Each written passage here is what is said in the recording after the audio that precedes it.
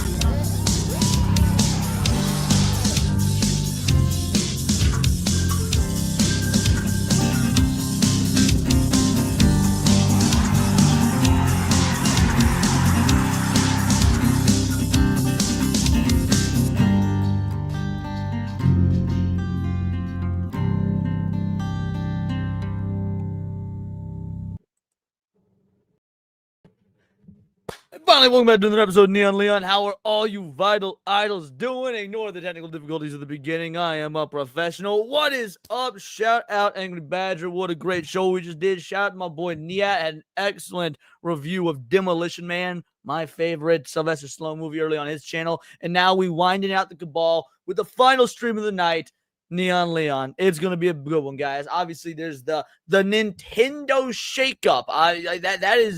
That came out of nowhere. Mind you, we've got obviously the Wolverine situation, the Wolverine gameplay, trailer, all of that, and the UK is still on their bullshit. So, a lot to go over. We can start with the Wolverine stuff, but before we do, we got a vital idol up in this bitch. We got a pre-stream legend, Kalika Gamer with a 5-banger, starting to believe this Titanic wreck caused JP Morgan to kill his rivals because he backed out at the last minute. That's a very famous and very popular conspiracy theory. Maybe one that we will do on TFH one of these days. However, it is very easily debunked. It is honestly very easily debunked. So I get why that conspiracy is there. I do. And I'm a fan of the Titanic. I love learning the history of the Titanic. I've gone to one of the only 2 official Titanic museum histories in the country. So, yeah, it's interesting topic of conversation. That's all I'm going to spend long on. But, yeah, I've heard that conspiracy theory. There's a lot of theories about the sinking of the Titanic. Most of them can be easily debunked, but we'll see. Maybe I'm wrong. That being said, thank you so much, brother. This is for you.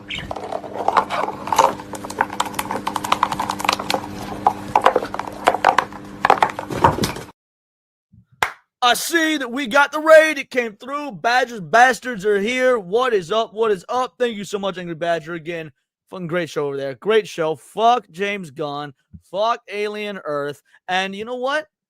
Fuck that Wolverine trailer. I'm going to be real. Fuck that Wolverine trailer. Now, here's the dealio, guys. The Wolverine game is divisive. Oh, and before we get into it, of course, I got to grift a little. I got to grift. Holy shit. Speaking of grifting, all right, well, we'll play this first. We'll get Galcarimon here, his clip, and then we'll do some major grifting. Thank you so much. Holy shit. I don't deserve it, but you did it. You are an absolute legend. So you know what? Let's give you some Toonami Atreus. Thank you so much. 20 new vital idols. Let's go. So here's the deal. Life doesn't always want to be your friend. Sometimes it'll feel like life wants to hurt you. My ass. That was a downer. But you can't just hide. Because nobody likes a quitter. Your ass don't hurt. I'll go first. You gotta take chances. This fire isn't gonna stop me. They never said it was gonna be fun or easy. Subscribe to New Black Street. Subscribe to Atreus. And yeah, I'll catch y'all next Saturday.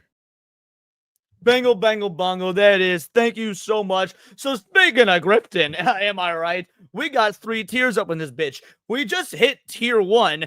And apparently now, thanks to Jake Martin, we're really close to tier 2. So I'll explain the other tiers. Then I'll give Jake a couple of clips. Dedicated clip plus a slightly longer one. So yes, tier 2, we spin a wheel of torture and then we do a watch party for it in the Discord. If you were just here yesterday, we did a watch party of Dragon Ball Evolution. by God, was it pain and was it misery, but it was made all the easier watching it with you guys and having a blast doing so. So yeah, that's tier 2, which thanks to Jake, we're notably closer to. And then tier 3, if we hit 300, we do the Sunday special stream. I forego taking a day off and we do a Sunday stream, and the Sunday streams devoid of politics, all fun shit all the time. Jake, fucking legend. Both you guys, 100% legends. So, Jake, this is for you first and foremost. Let's see, where'd it go? It is, that's right here. Trip, you know what? You just made the list. Oh, no. Oh, here we go. And then let's go ahead and get you a second clip. Let's get you a longer clip because, again, 10 memberships as a banger. Oh, and you hit the 40K Empress. You hit the 40K Empress. Goddamn. All righty, brother. All righty. Let's do this one. Thank you. I'm loving the game. The game would absolutely get a pretty high score from me. How many bananas? A solid 8.5 incher for sure. I didn't, what? No. And wouldn't it be nice to live together? Bingo, bango, bongo. There it is. We're halfway to tier 2 now. Only 3 of you so far have donated, and we're already halfway to tier 2. You are absolute legends. Thank you so much. What vital idols we got in the house tonight? What vital idols we got in the house? We got Esra over here. We got Daxon, our best mod in the whole damn land. What is up? Sergeant Tina, Paul Byersmith, the IRL bestie. Shout out, Paul. Leonardo Gostal. It's been a minute, brother. Hope you're doing all right. Marty Tiberius O'Donnell, a.k.a. Adam Rabil. How you doing, brother? You love to see it. Sleeping Nova is in the house. Bishop, the man that made that incredible intro we used. Thank you so much, Bishop. He's also the same Bishop that made the Hondo. He made all my openings. He made all my intros, all my openings. The dude is mad fucking talented. Rabnad Skubla is in the house. What up, Rabnad? Thank you so much for showing up. I know there's more of y'all in here. Again, Kalika Gamer, thank you. Tiger King saying gay. What up, Tiger King? Tailfin's in the house. Breaking news. Gay Bowser is still gay. I don't know if you mean by gay Bowser, if you're talking about Doug Bowser or actual Bowser, but yeah, shout out. We definitely be talking about that because I don't know much about it, so we're gonna learn. We're gonna learn together, reading Rainbow style. Gravestone is in the house. What up, Gravestone? Gray the Merchant. We got Graves. We got Graves. I see 10 more memberships. Let me hit those in a sec. Getting rid of all the filthy grays. Ron E is up in this bitch. What is up, Ron E? You love to see it. We got the Stream Elements bot. I really need to figure that out. Why are you here? Seabrew. What up, Seabrew? Nick Havit throwing up the tinfoil hats. Yes, there was no tinfoil haters earlier this week. I needed to take a day off, but tinfoil haters will be returning this coming week. Again, Jake Martin, this BO raid. Lillian's Anonymous with a Badger raid. Isaac, my man, how you doing? And then she says, Meowdy. The Gaming Wolf is in the house. Hail Serranos. A Wolverine game is going to blow. I agree. I 100% agree. Granola Grin, what is up? Bobby Blankenship is here. Fellow White Files cult member. You love to see it. We got Whitewashed Fur. We got from Kick. Tired of streaming to 0. Let's change that. No, I'm good. I'm good because there's plenty of y'all here on YouTube. Matt Fun and Cool's in the house. What is up, brother, man? You love to see it. Mr. Tech Rats and that. Oh my God, gave us some Sydney Sweeney action. Wider and a Bly is in the house, guys. There's so many of you. I want to say hey to each and every one of you. Go Karimon is here. But what I really want to do is say thank you, Marta Beers O'Donnell. Adam Rabil, 10 words of paradise gift and memberships. And you know what? Since we're about to get into a potentially depressing subject, let's do a potentially depressing clip.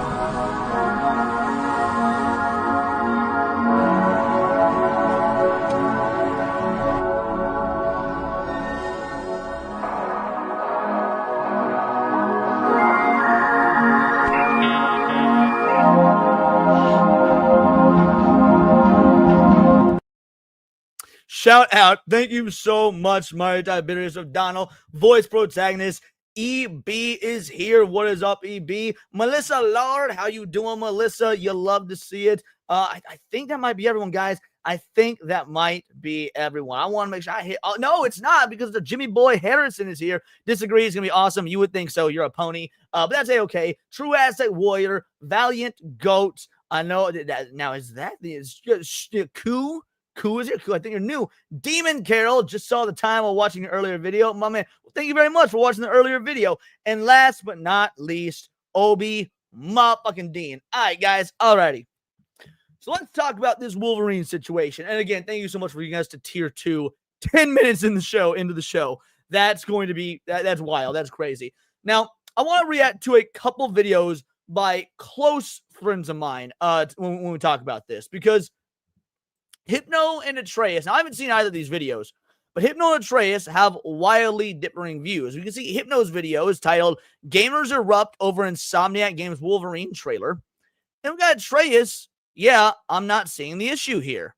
Now, these are, I mean, it was supposedly we are all, bigoted right-wing grifters that are in an echo chamber and all share the exact same opinions with one another all the time, even though anyone that watches our content, I know the vast majority of you do, know that that is not the case. That's not true. So here, at least based on the titles of these videos, we see diverging opinions. I want to hear each of their arguments and their thoughts. I'll give mine as well. And if you guys saw me on Badger's show just before this, then you know some of my thoughts already. But yeah, the Wolverine trailer is divisive. It is definitely divisive amongst gamers. So let's check it out.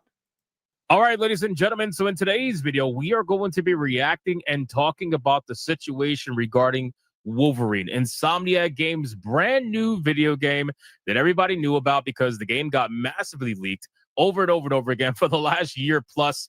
Wolverine has officially. Well, to be fair, to criticize Hypno a little bit, we also already knew about the game because it did have an official announcement like 2 or so years ago, and it did have that little tiny cinematic teaser that was like 10 seconds long. So, in all fairness, it wasn't just because of the leaks. Like, there was an official announcement a while ago. Also, shout out Demon Carol. He's from Atlanta. He's from Atlanta. Of course, he can't tell. If you know, you know. Holy shit. I know. And you know what? We've got to use this clip for that. I just super love sucking dick. When I haven't for a while, I get neat. There we go. All right, let's keep going. Been shown.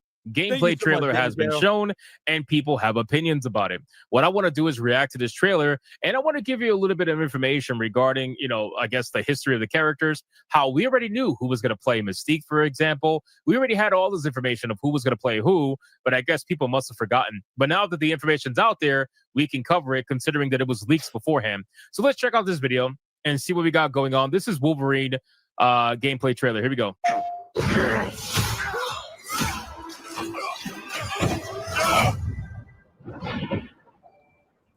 I see that, Kalika. I'll hit that in a moment. Been fighting longer than I can remember. Now,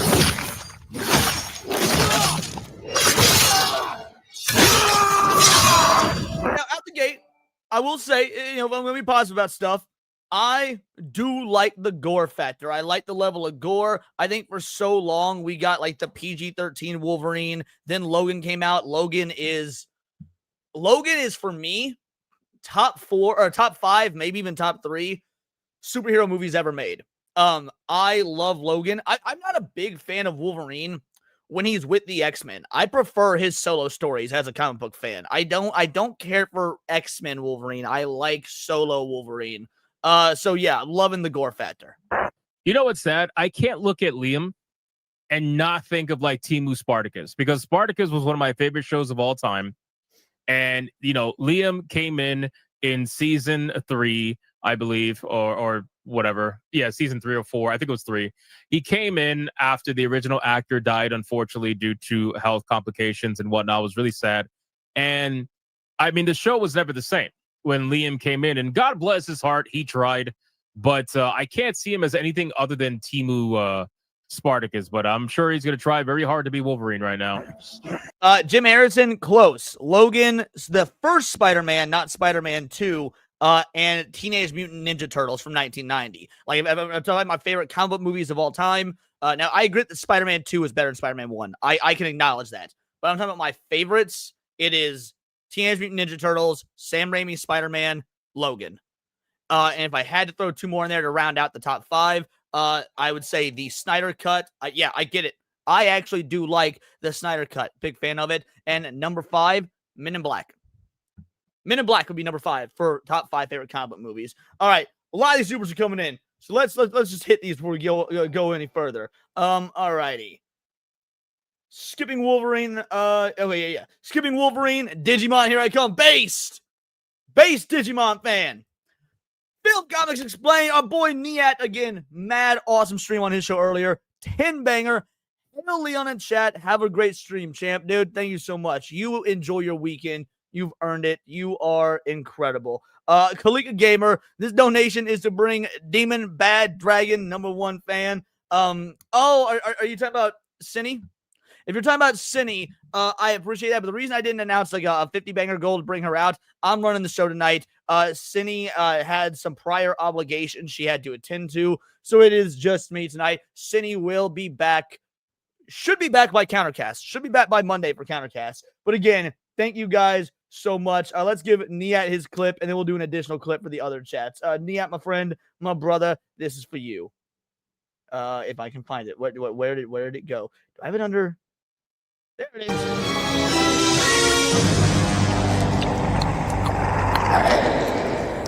You one ugly motherfucker.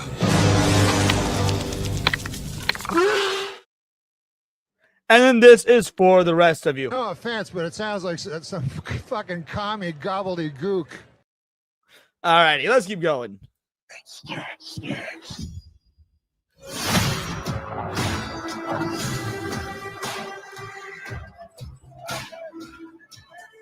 I'd like to say I'm not a violent man. The trouble just has a way of finding me. It's good that they're at least giving him his yellow suit and not giving him like the X-Men fucking movie suit. You know what I mean? To be fair, the X-Men movie suit is 100% going to be in this. It is. The X-Men movie suit's going to be in this. Remember in Insomniac Spider-Man, the Sam Raimi suit was in it. And frankly, that's the suit I played more than any other in that game. Absolutely just fucking went all in, played that whole game from the moment I unlocked it with the Sam Raimi suit. So you know the like 2001 X-Men movie suit will be unlockable. Melissa Lord with her list. Winter Soldier, TMNT, Batman Begins, based. I also prefer Batman Begins over the Dark Knight. I do. I prefer Batman Begins over the Dark Knight. Excellent list, Melissa Lord. Yeah, this is, you know what? I was going to play a totally different clip, but I like this list too much, so I'll have to give you a different one instead. Let's go with this. Harder, Leon, harder. There we go. Harder, Gooch. You love to see it. All right, let's keep going. Thank you so much, Melissa. Doesn't matter where I go.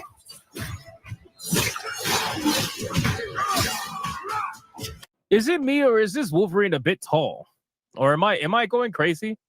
Shouldn't Wolverine be like a freaking little guy with claws? Yes, canonically Wolverine is like 5'2". Unfortunately, it seems like they're going with the Hugh Jackman Wolverine route of making him a big fucking dude. I saw someone else mention earlier, I think it was Melissa, that he's too tall in this. And yes, I agree with that criticism. But what is he, like 5'4"? He's like Kata's height, right? 5'4", 5'3", something like that. Sure doesn't he look a little bit tall? You cut me deep, sir.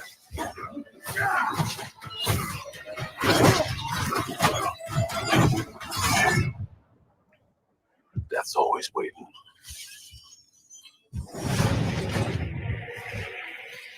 Just not for me.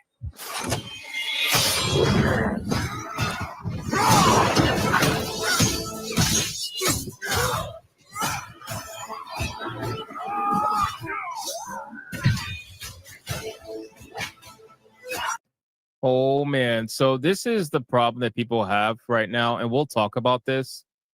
That makes sense, Gravestone. You know, Mystique is able to be literally anything, and apparently, you know, choosing to be.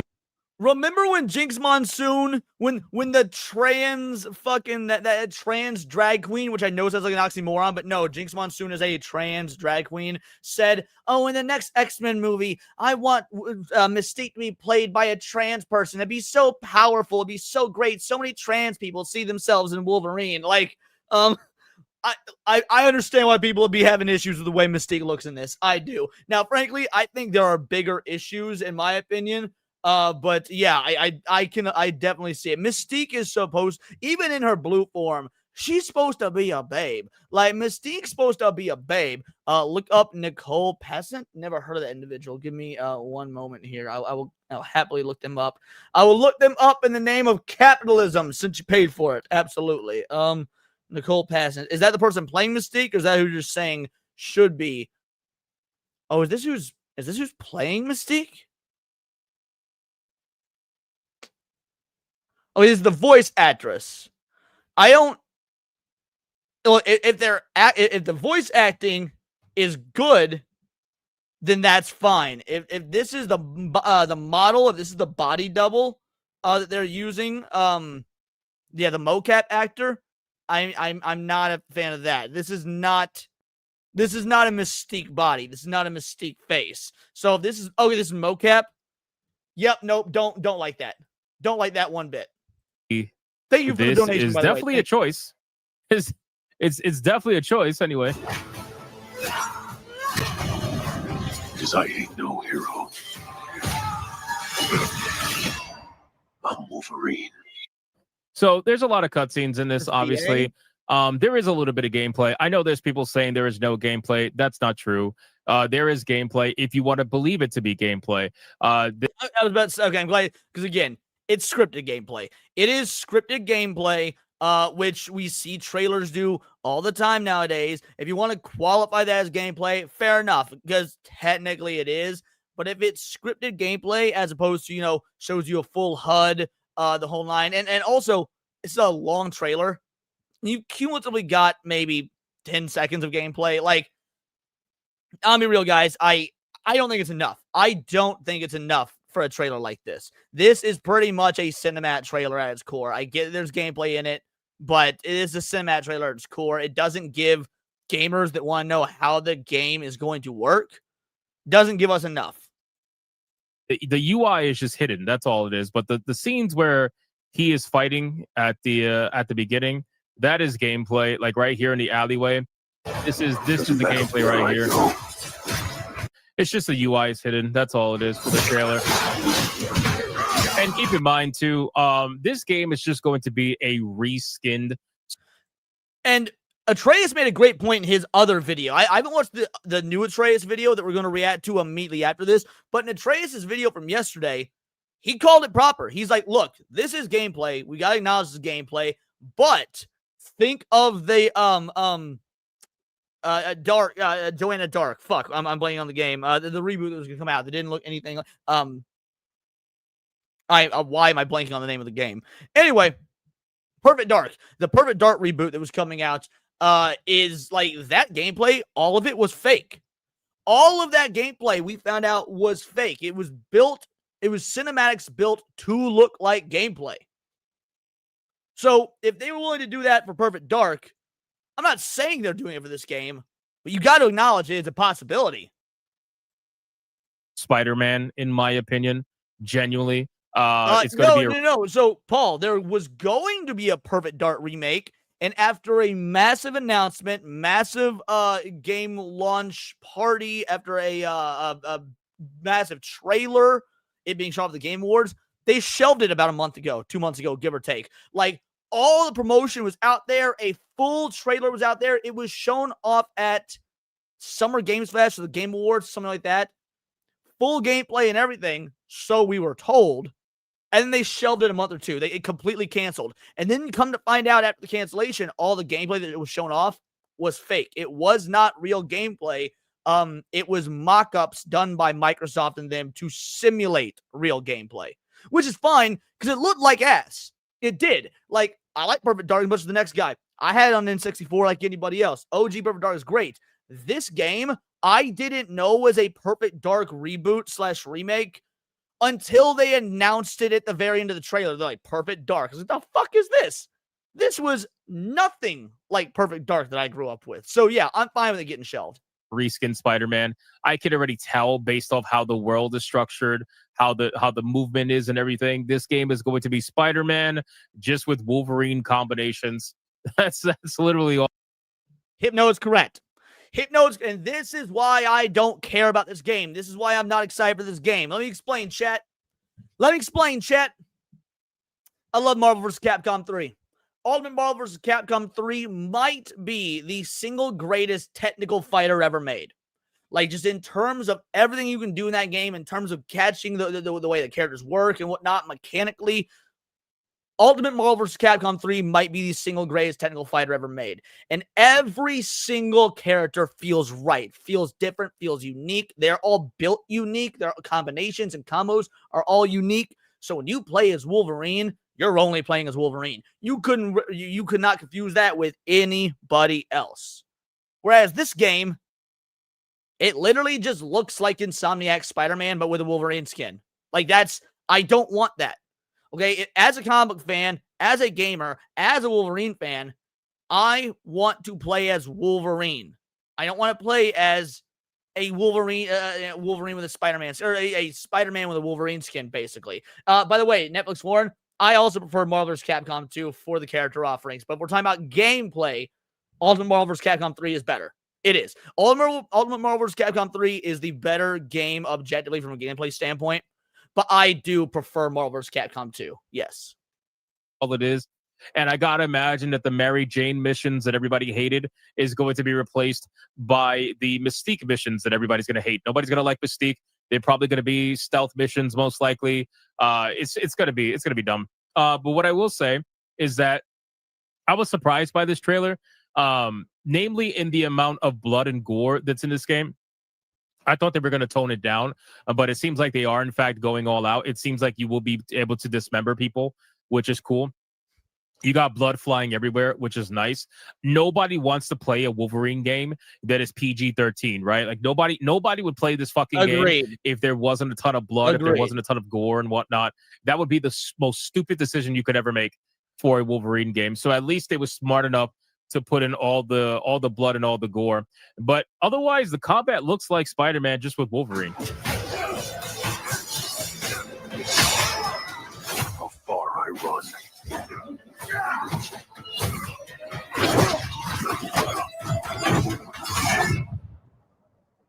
That's always waiting. I'll accept this answer, yes. Just not what up, me. CFH?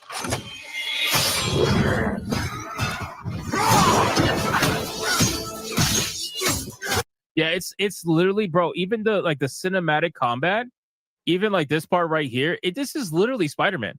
Like the same exact thing that happened in Spider-Man, when Spider-Man would get grabbed by an enemy cinematically and you have to punch him in the face to get out of it. It's the same thing. Insomniac is going to keep doing the same thing they've been doing in the hopes that it works. And that's basically where we're at. Now, here's what I'll say about the game overall. In terms of Mystique, I will say this. She is questionable, extremely questionable, okay? For all intents and purposes, I can't even see the difference between the dude and the female. However, she was only on screen for a couple of seconds. They did a really awkward close-up, really bad close-up. Obviously, her body is going to be modern audience because like every fucking female is modern audience at this point. I think Hypno is incredibly correct here. Incredibly. Mystique is sexy. Mystique is supposed to be sexy. She was sexy in the comics. She was sexy in the original films. That is going to be gone. Whether you want to admit it, that is going to be gone. No, I think she was sexy in the original films because Jennifer Lawrence has never been hot. I don't care what anybody says. Jennifer Lawrence has never been hot. But what I do find interesting, I want to show you something really quick. Hold on. But I want to show you this picture. Now, this picture was from the leaks that came out. Now, all the characters were showcased in the leaks initially, okay? These are the characters that were going to be in the game, supposedly. Tiger, Kelly Hugh. If you scroll here, obviously we knew Liam McIntyre was going to be Wolverine. We knew about this. We knew about this for a long time already with the leaks that came out a long time ago. But if you look specifically here at Mystique, you'll realize very quickly that it doesn't look like the Mystique we got in the trailer, right? Mystique seems like to be the only character that has been effectively changed in some way, shape, or form. Now, this could be because of the angle. It could be because of the cinematics. It could be because of anything. But as of right now, the Mystique... It could be because the engine the game is running in. This is obviously not an in-engine piece. This looks like concept art. This 100% looks like concept art. This is not in engine. So that is probably the main reason. That I'm looking at here looks a lot more feminine from the leaks compared to the Mystique that we're getting right now in the game. Right, so maybe it's just that one scene for all we know. Who really knows? I have no idea. But I just find it odd that they would change Mystique, but they would keep everybody else the same. I find it very, very strange. Every other character looks pretty much the same as what they got in the game. Yeah, we're not even going to talk about this fucking, like, why is she even in the game? I don't even understand. I am so sick of seeing this woman in every fucking AAA game. It is very annoying. So we're going to see at this. Really? Chris Claremont is writing the game. Interesting. You could have a good story, then I ain't gonna front. Chris Claremont's writing this game. It could have a good story. Chris Claremont, for those of you that don't know, is the dude that made the X-Men what they are. Like, let's be real. The X-Men were C-list characters with no real personality or whatnot when Stan Lee came up with him. That's not a dig on Stan Lee. Like, dude did a lot. We all know Stan Lee is the fucking legend. But it was Chris Claremont that made the X-Men what you guys know of as the X-Men. So he's writing on this game. That's actually interesting. That's a very interesting thing. Point what Mystique actually ends up looking like in the final product, but I got to be honest with you, I'm not holding my breath. And because here's why, right? So obviously everybody knows, and if you don't know, I'm gonna tell you. Oh, mind you, I'm not buying it anyway. Sweet Baby Inc. is confirmed to have worked on this game. They are. Sweet Baby Inc. is confirmed to have worked on this game. Therefore, I will not buy it. Also, it's not coming out day and date on PC. You know that for fact. You know for fact this is going to be a PS5 exclusive for the first year. So it's not even going to be coming to PC until like 2027. So there'd be no chance of me getting it out the gate anyway. Inc. is obviously has been or is still currently involved in this game to some extent. What that extent is, we have no idea, right? Varadark says here, Sweet Baby's Wolverine game did Mystique dirty, right? You got Pirate Nation making you realize, and again, a lot of people have reported on this. Smash reported on this. Kyle reported on this. Pirate Nation spoke about this. If you guys are unaware, the character artist for Insomniac Games is also the same character artist that worked on Concord. I'm telling you right now, the similarities are striking. I think anybody looking at this can say that with all honesty, that there is a really strong, striking similarity between the characters that were designed for Concord, that everybody and their mother hated, and Mystique turning out the way the Mystique turned out. Because again, this Mystique compared to this Mystique, something is very off here, right? Even the colors don't even look the same. But to be fair, she's in the shadows in this picture, and she's not in this one. So again, I feel like it is a big missed opportunity for Hypno not to point out that, and maybe he didn't realize. I don't know. The one on the right, I mean, that is, again, clearly concept art. That is not in-engine gameplay. So, yeah, it wasn't going to look the same regardless. How often you look at, like, when a lot of video games have this thing where you can unlock concept art and stuff, and you, like, go into a gallery and check it out. How often is the concept art notably different than what's actually in the game? No, take that with a grain of salt at this point. But she is involved agreed, Bobby, in this game. The character artist is involved in this game, so take that for what it's worth. This is just another failing upward situation. If you look here from Master to TDS, he says, unfortunately, it's still carrying the Sweet Baby Inc. stink. The tweet cited in the article has been deleted, and this post is one of the only records left. Even Narcissus, now with Brass Lion, makers of Wu-Tang game tied to SBI, confirmed he worked on Wolverine with Kim Belair, and SBI themselves publicly posted about it at the time. Hey, what up? Speaking of Hypno, everyone, Hypno's here. Throw the Hypno emojis in the chat. That argument would work if it wasn't for the fact that every other character looks... No. I agree with your statement. I didn't correct your statement on that. When you said that earlier, I agreed. I'm just stating that no matter what, it's concept art almost always looks radically different. Like, you know that as well as I do. Go to any game that has a concept art option as unlockables, and they look different. Now, Mystique looks uglified. Like, she looks radically different, yes. But even in the other images you showed, you could still tell, hey, it's concept art. It's not in engine. I'm just saying that, like, it is important to denote the difference. But yeah, what up, Hypno? Nice to see you here, brother. A source of ours told us that Sony had largely cut ties with SBI, but I believe they are still involved with the game as far as I know. So the information has been all over the place, right? At first, it was SBI's involved, which they were because we know they were because they talked about it and they put it on their website and they put it on their Twitter. So we know they were involved. The question is whether or not they're still involved. Gotcha. And Okay, there are conflicting reports of whether or not Sony has actually gotten rid of them or not gotten rid of them. I'm going to tell you my personal opinion. This is not confirmed or not, I can't confirm or deny, but it's in my personal opinion that these people are still actively working on this game. It's my opinion that that's happening. Even if they're not, let's analyze this for a moment. Let's talk about the Sweet Baby Inc. stuff. Even if Sweet Baby Inc. is no longer working on this game, even if they have cut ties with Sony, this game has been in development for give or take 5 years, if not more. Game has been in development, give or take 5 years or more. So Sweet Baby Inc. had a hand in this, and whatever they did to this game, whatever they worked on, is still going to be in it. On principle alone, it's a no buy because of SBI. Also, what is important for people to remember, and this is an even bigger issue than SBI. SBI is one of dozens of these sorts of companies. One of these DEI consultation firms. SBI is not the only one. So even if Sony was like, oh, we're feeling the pressure, we got to cut ties from SBI, wink, wink, nudge, nudge. Maybe they cut ties from SBI. That does not mean they stop using DEI consultation companies to begin with. So, yeah, I couldn't. SBI only did 2% of what's in this game. Okay, what consultation company did you hire afterwards that did more on this game? Or even if you didn't use any sort of consultation companies on this game after getting rid of SBI, what about all the other games that you were creating as Sony? I say all the other games as if Sony and PS5 has games. But let's pretend the PS5 has games. What games did you put out that have a different DEI consultation firm working on them? I think that is honestly more important than just SBI themselves.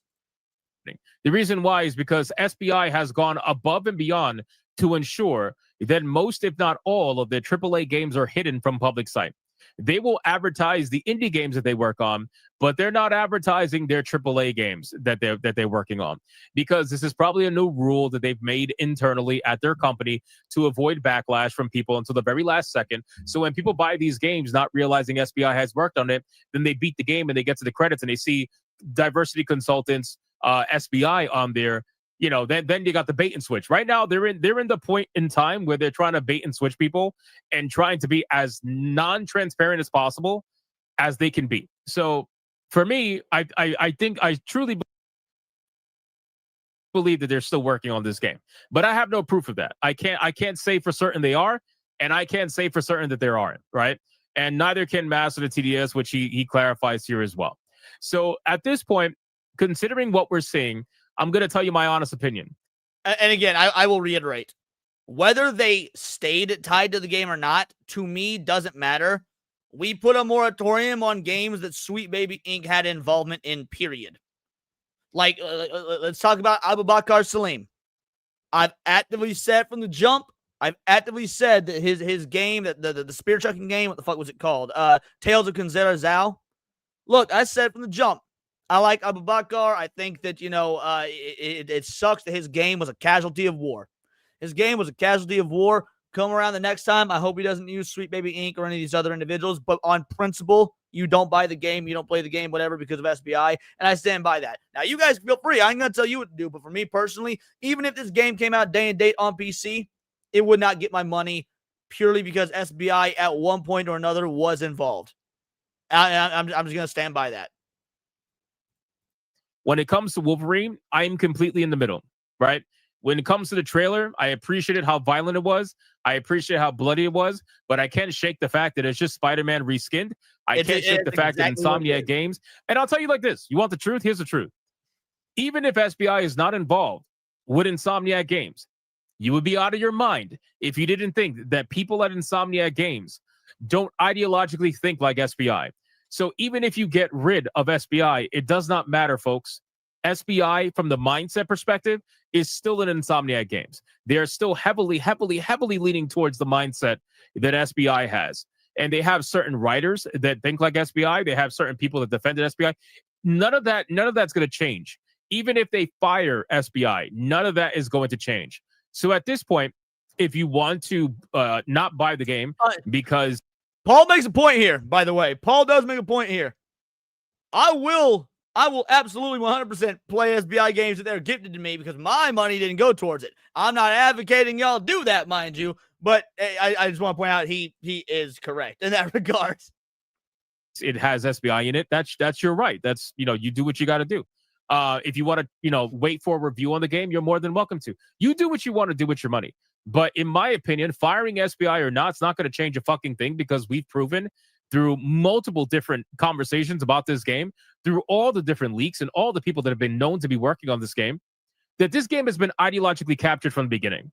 I'm sorry to tell you, the game has been ideologically captured from the beginning. So it's up to you to make the decision that's best for you at this point in time. So in terms of Mystique, we're going to find out. But, looking at these screenshots from an account called Mr. Bug, says, anyways, here's Mystique in Marvel Ultimate Alliance 3, Fortnite, and the Wolverine Origins game. You can clearly see that she was given so much better treatment in the past. It really is quite unfortunate. And what's crazy, Mystique was given treatment in Ultimate Alliance 3, and that's the worst Ultimate Alliance game, bro. That's the worst Ultimate Alliance game.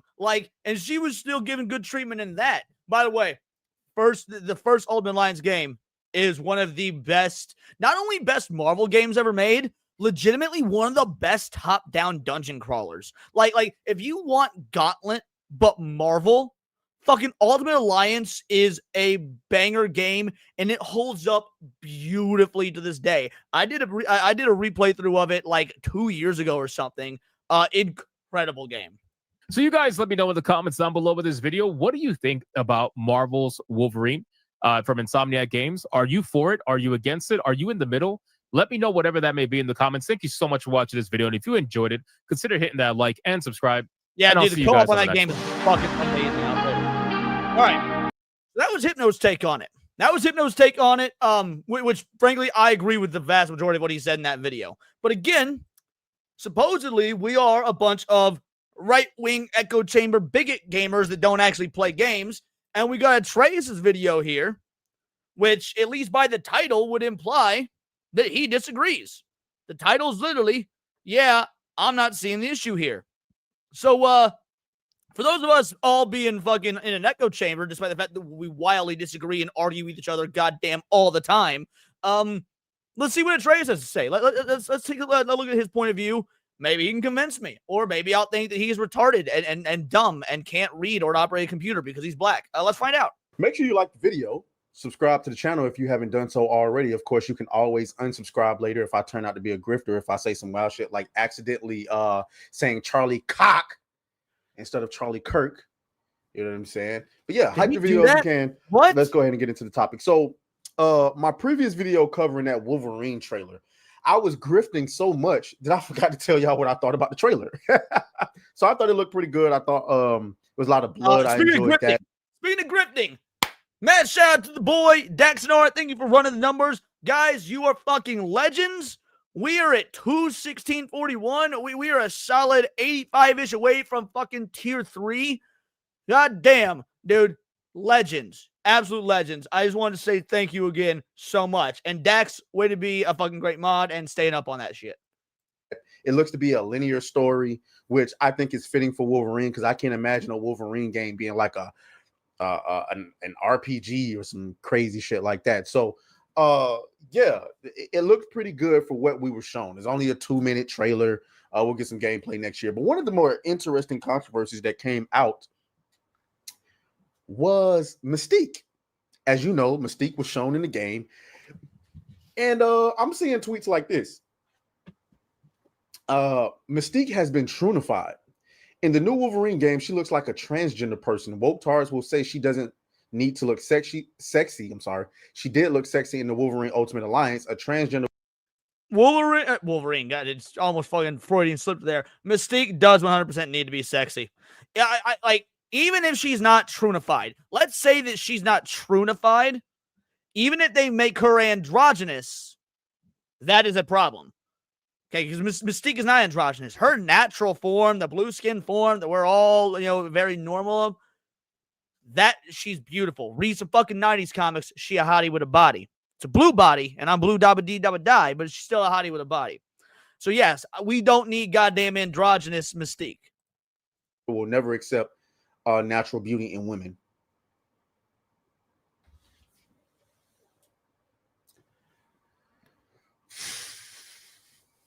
Let's keep going. Anyways, here's Mystique in Marvel Ultimate Alliance 3, Fortnite, and the Wolverine games. Okay. Just when I'm hyped for Wolverine, Sweet Baby Ink rears its ugly face. It's exhausting. Is a sexy Mystique too much to ask Insomniac I'll hit that games? membership in a sec, The Randall. game looks great. Please listen to fans. Stop androgenizing women.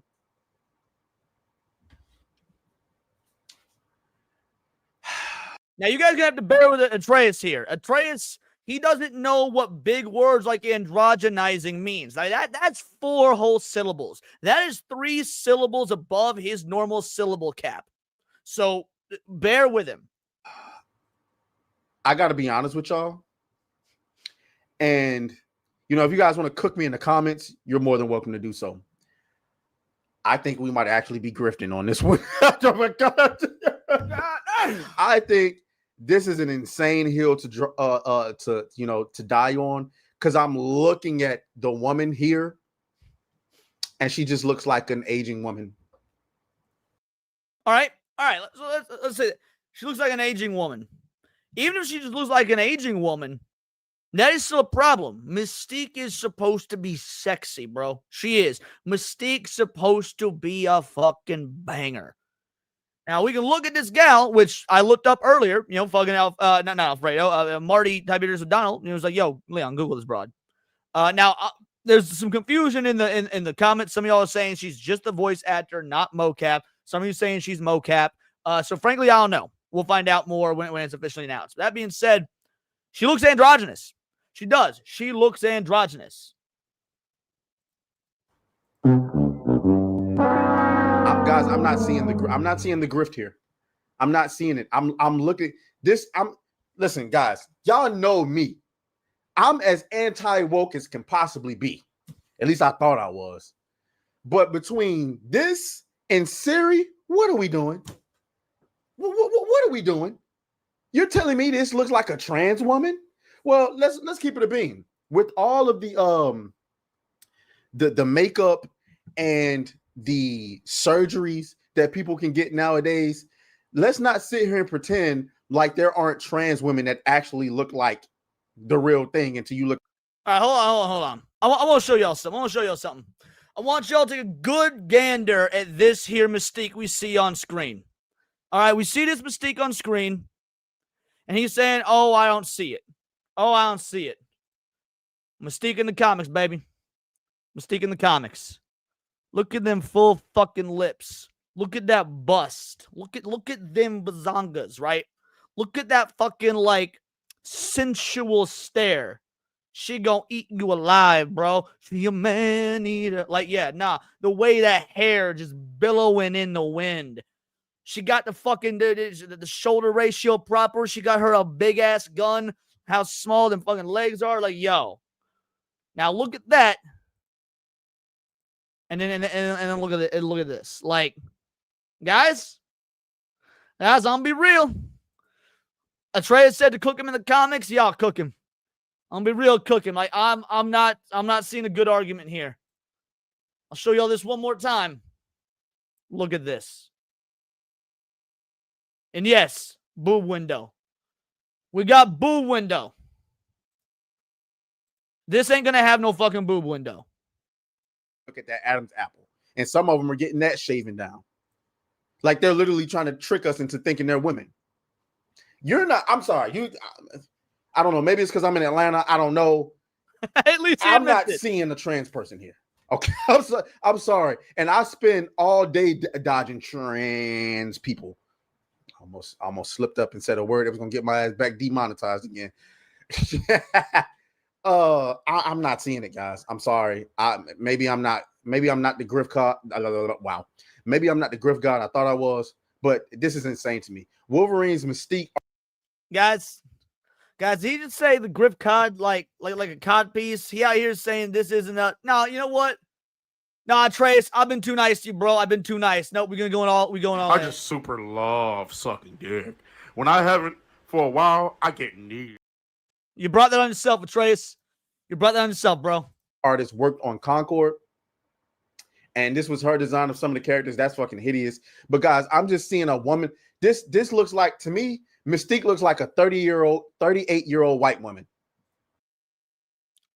All right. How is that not a problem? Bro, a 38-year-old white woman. Well, have you seen white women nowadays? Have you seen these new white women models? And how many models is in Runway? I mean, like the 2.0s. Like, a white woman in her late 30s may as well be a white woman from her early 50s like 30 years ago. Mystique, even if she looks like a woman, Mystique's supposed to be fucking sexy, bro. Sexy. Like let's take the trunification out of it. Let's take the androgyny out of it. Well, I don't want Mystique looking like she's almost on the way to being Madam Web. And a comic accurate Madam Web, not the fucking live action movie one. Like, no, Mystique can literally alter her appearance to be anything she wants. And you think in her natural state, she would just be letting herself got like the fucking forehead wrinkles and shit? Bro, no, Mystique is vain, guys. In the comics, Mystique is vain. Okay? Nah, this is, from a design perspective to begin with, this is a fundamental misunderstanding of the character. Now, I will default to what Hypno said in his video. When you look at her for just a few fucking moments, a few frames in a 2-minute trailer, this could be a bad shot. It could. This could just be a bad shot. All right? Maybe she will look fine. Maybe she'll look fine. But yeah, nah, like, from what we have, Trey's these goddamn eyes gaming. I remember a fighting game that had this. You're talking about X-Men Mutant Academy. You're talking about X-Men Mutant Academy. I fucking love, well, I love Mutant Academy 2. I never played the first one. Back in the day on the PS1, X-Men Mutant Academy 2, shit was fire. I was actually talking about that game on X like last week. But with Blueface. What are we talking about? And then y'all are comparing, like, y'all are killing me comparing her design to this. Look at the different art styles.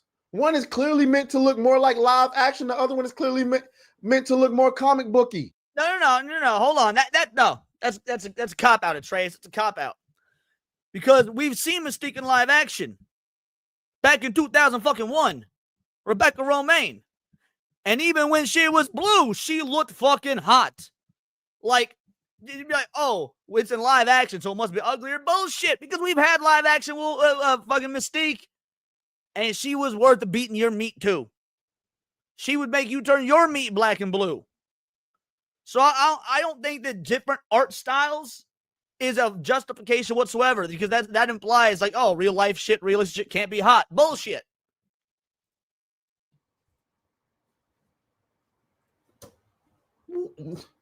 Hey man, I'm sorry. I can't. And then you got this where people are talking about her body looks, bro. Okay, so she doesn't have a lot of ass. Is that what we're complaining about? I don't know what white women y'all seeing. I mean, yeah, that's exactly. Hold on. We're gonna do this again. We're gonna do this again. Let me find it. One sec. All right. Let me pull one up. Let's get some images here. Go to image search. All right. Image search now.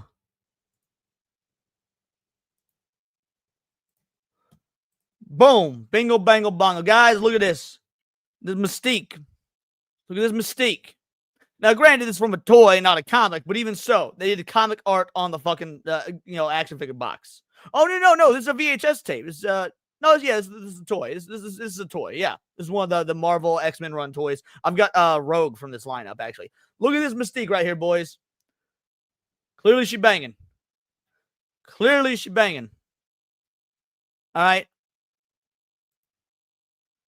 Let's see if I can find one Mystique from behind. Let's see if we can prove she got some ass. Let's see if we can prove that Mystique from the 90s got some ass. And then we'll go back to whatever Trace's dumbass argument is. All right, you know what? I don't see one from behind, but what I do see is this. Look at this right here. This Mystique, she got thighs, bro.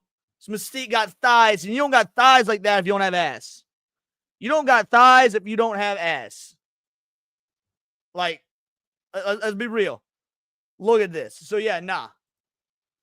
Atreus is coping hard, son. So yes, tell us about what white women we've been seeing. I'm curious what white women we've been seeing. But most of the white women I see ain't got no ass like that. I don't know where y'all, you know what I'm saying? Now maybe y'all bro, feel like not even true. Bro, we got Paul Byersmith in the chat still. Paul, you still here? Paul, you see my ex-wife. Did my ex-wife not have ass, bro, when she was a white woman? My ex-wife had ass for days. I got fucking verifiable proof in the chat because Paul's seen my ex-wife in person. well, we know that, but in games we would like it exaggerate. But it's supposed to be semi-realistic, right? I mean, I get it, it's Wolverine, it's the Marvel, but like and what I don't get is why is it when white women have ass in real life, y'all call them fat, but then when they have ass in video games, it look good. That baffles me. White women in real life, for the most part, don't be having ass like that. I mean, not that we asking them to have ass, but I'm just saying, why is it in video? No. Stop the cap. Yes, I'm asking white women to have ass. I'm asking white women to have ass. Just don't have a bunch of fucking like arm fat and like stomach fat and whatnot to go along with it. What are you talking about? I want all women to have ass. Like ass. The amount of ass is not uniquely tied to your skin color. I don't care what skin color you are, though I prefer you not be Middle Eastern for very obvious reasons. But beyond that, even if you are Middle Eastern, like I want women of all types to have ass. Video games, they gotta have ass in real life. Y'all call them fat if they got ass. I'll get to this article from Cosmic Book News. Wolverine Games Mystique design sparks fan backlash. Okay, after the September State of Play showcase, screenshots and clips of Mystique quickly circulated online, and the reaction hasn't been kind. A popular thread on X has been drawing heavy engagement, with fans blasting the design as off-model, overly stylized, and unrecognizable compared to her iconic How is she unrecognizable? Now, maybe I'll give you this. I just got this, an explosive take. Ain't Mystique supposed to be damn near naked? No, fuck that. Fuck that. How you gonna say we can't even go to that grift because she's not damn near naked right here? So I don't want to hear that. I don't know, guys. I can't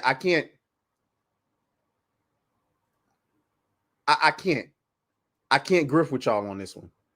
I want to grift. Bro, I'll be real. I just think the Trey's got low standards, bro. I think the Trey's got low standards. Like, that's what happens. That's what happens when you don't date outside your race. If you're black and you don't date outside your race, you develop inherent low standards. Trey's needs to find some white girls, maybe some Asian girls or something. Because hey, he needs to have that shit fixed. They're saying she's supposed to look like this, but like even this one, go back to this one. This one looks like an older Mystique. She looks 40 right here. That's what this Mystique looks like. 40 years old. Stop, man. That don't look like no damn man, bro. Stop. Right. Stop. Look at the eyelashes. Look at the brows. Maybe her nose is big. The lips. The cheek, man, that is on, bro. Stop. Anyway, let's get back to this article. Many are calling it one of the weakest parts of the trailer, especially compared to the well-received reveals of Omega Red and the Sentinel. But Trey is for real.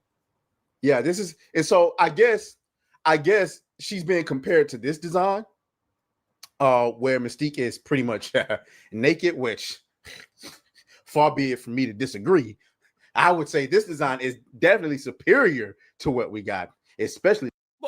But see, here we go though. You said, first of all, not this one. This is bullshit. This is that awful Jennifer Lawrence one. But that's neither here nor there. The point is, let's say we agree with Trace, and he's like, okay, you know what? I agree, this was superior. Well, then your live action argument from earlier doesn't make sense. Like, well, one's supposed to be live action, one's a comic book art style. Clearly, live action can work if you're saying that this one is superior.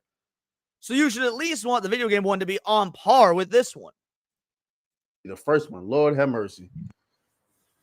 Lord have mercy. I said that the real woman, boy. Anyway, the backlash also stems from how Mystique has been portrayed in the past. On film, the shapeshifter has famously played by Rebecca Romigan, I guess, in the early X-Men movies and later by Jennifer Lawrence. Both actresses often described as bombshells who lean into the character's striking, seductive appearance. Oh my God, we better not get that fucking Hunter Schafer bullshit. MCU going into now, rumors suggest MCU could take the character in a different direction. Agreed. Euphoria star Agreed, Hunter Schafer has been floated as a possible casting choice, while Doctor Who actor Jinx Monsoon has publicly expressed interest, going so far as to say Mystique should be played by a trans actor. She should absolutely not. She should absolutely not. You can go straight to hell with that bullshit. Mystique is a woman who can transform whenever she wants. Finally, boys, we're 8 minutes in, but Atreus got a good take. We're 8 minutes in, but Atreus finally got a good take. It's an easy take. It's a low-hanging fruit take. It's a low-ball take, but at least it is still a good take. That doesn't make her trans. Stop it. Get it out of here. And I guarantee you, and I'm telling you this right now, Marvel, and this is not a Marvel video, but if you do it, I will personally make sure that movie flop myself.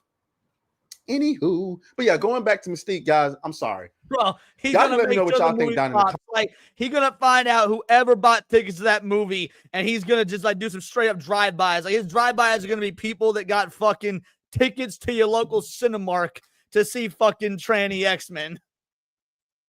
Thomas, of course, but I gotta disagree. I'm not willing to grift on this one, and you know I look for every opportunity to grift as humanly possible. Let's go and take a good little gobble out of the Omega Red reveal. Hold on. Omega Red. Dun, dun, dun, dun, dun. So here, that's what Omega Red looks like. He looked dope. You know what I'm saying? He looked crazy. That's gonna be a crazy boss fight. I can't wait to see him in action. But yeah, though. So, sheesh. I don't know. Let me know what y'all think. Maybe y'all disagree.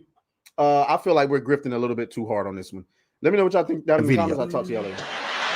Oh, fuck you. All right, so yeah, that's where we at. That's where we at. And yes, I disagree with Atreus completely, man. I do. I disagree with Atreus completely. I think that between Hypno and Atreus, and frankly, for those of y'all who watch SNH and whatnot, you'll probably know, I actually usually agree with Atreus. Like when Atreus and Hypno debate, I'm actually usually on Atreus' side. I think Atreus is usually the correct one. No, not here. No, this time between the two, I think Hypno got it right. I do. I think Hypno got it right. Yeah, all in all, that's where we're sitting with the Mystique stuff. That's where we're sitting with the Marvel Wolverine game.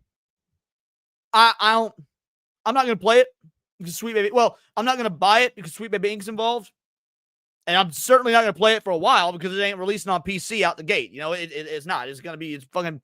We know while it hasn't been announced, almost damn for sure they're going to do it the way they do everything else. PS5 exclusive for at least a year. Timed exclusive for a year, PS5. So, yeah. Yep, there's that. A couple super chats came in. Let's take a look. Randall Hens came in.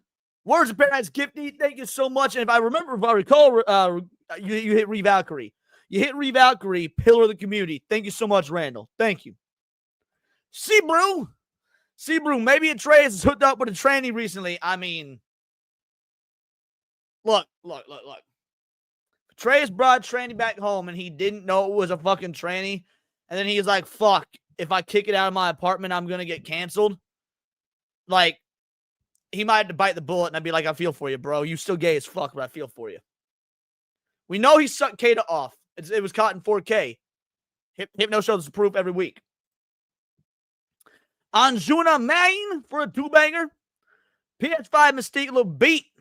I agree. Even if she doesn't look like a man, she looks beat. She beat the fuck up, bro.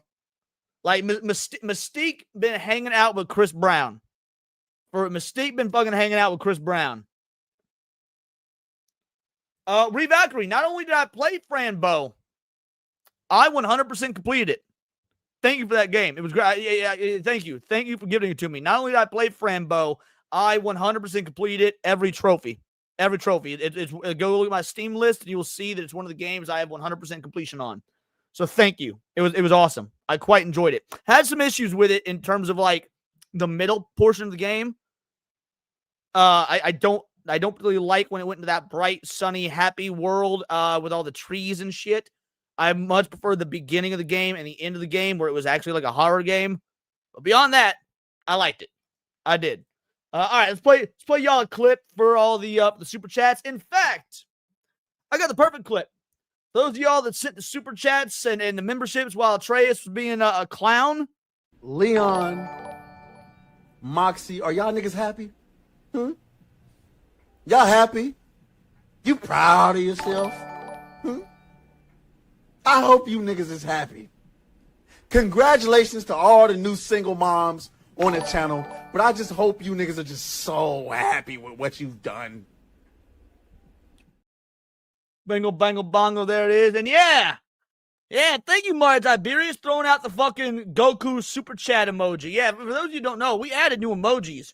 We had, not only do we got the fucking Hypno and Cindy emojis, and we got the Sonya Gay emoji, but we got the One Piece Gifty emoji. It's a fucking treasure chest that says Gifty with the One Piece font.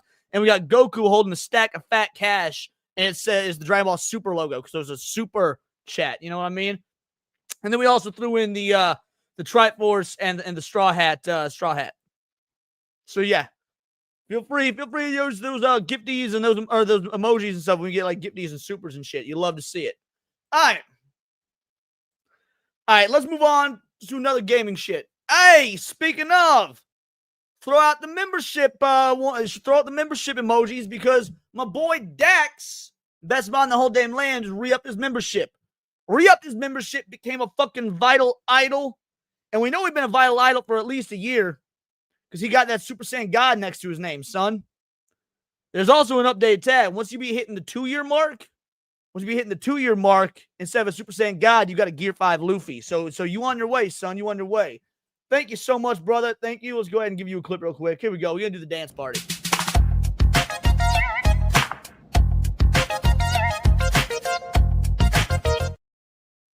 All right.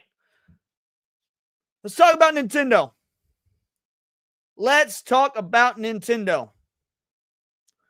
Doug Bowser's gone, boys. Doug Bowser's gone. Now, they're saying he stepped down. Some people saying he was fired. Some saying he stepped down. We're going to get that. You're going to get a girl taking his spot as the president. But we also have that Japanese dude, Shibata or whatever, coming in as the CEO. So I've avoided looking into this too much because I want to learn about it on stream with you guys. And I've never seen this creator. But 15,000 views on the video, not quite 100,000 subs. We got Mannix.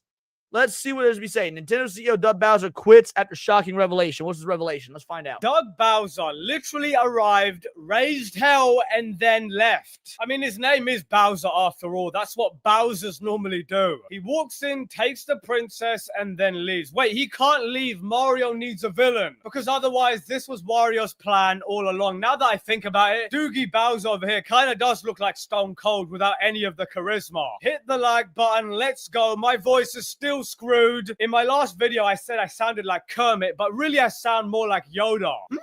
Close we are to 90k. Subscribe, baby, now. The fact that most people cannot even tell you one thing Doug Bowser has done should tell you all you need to know. I mean, this guy...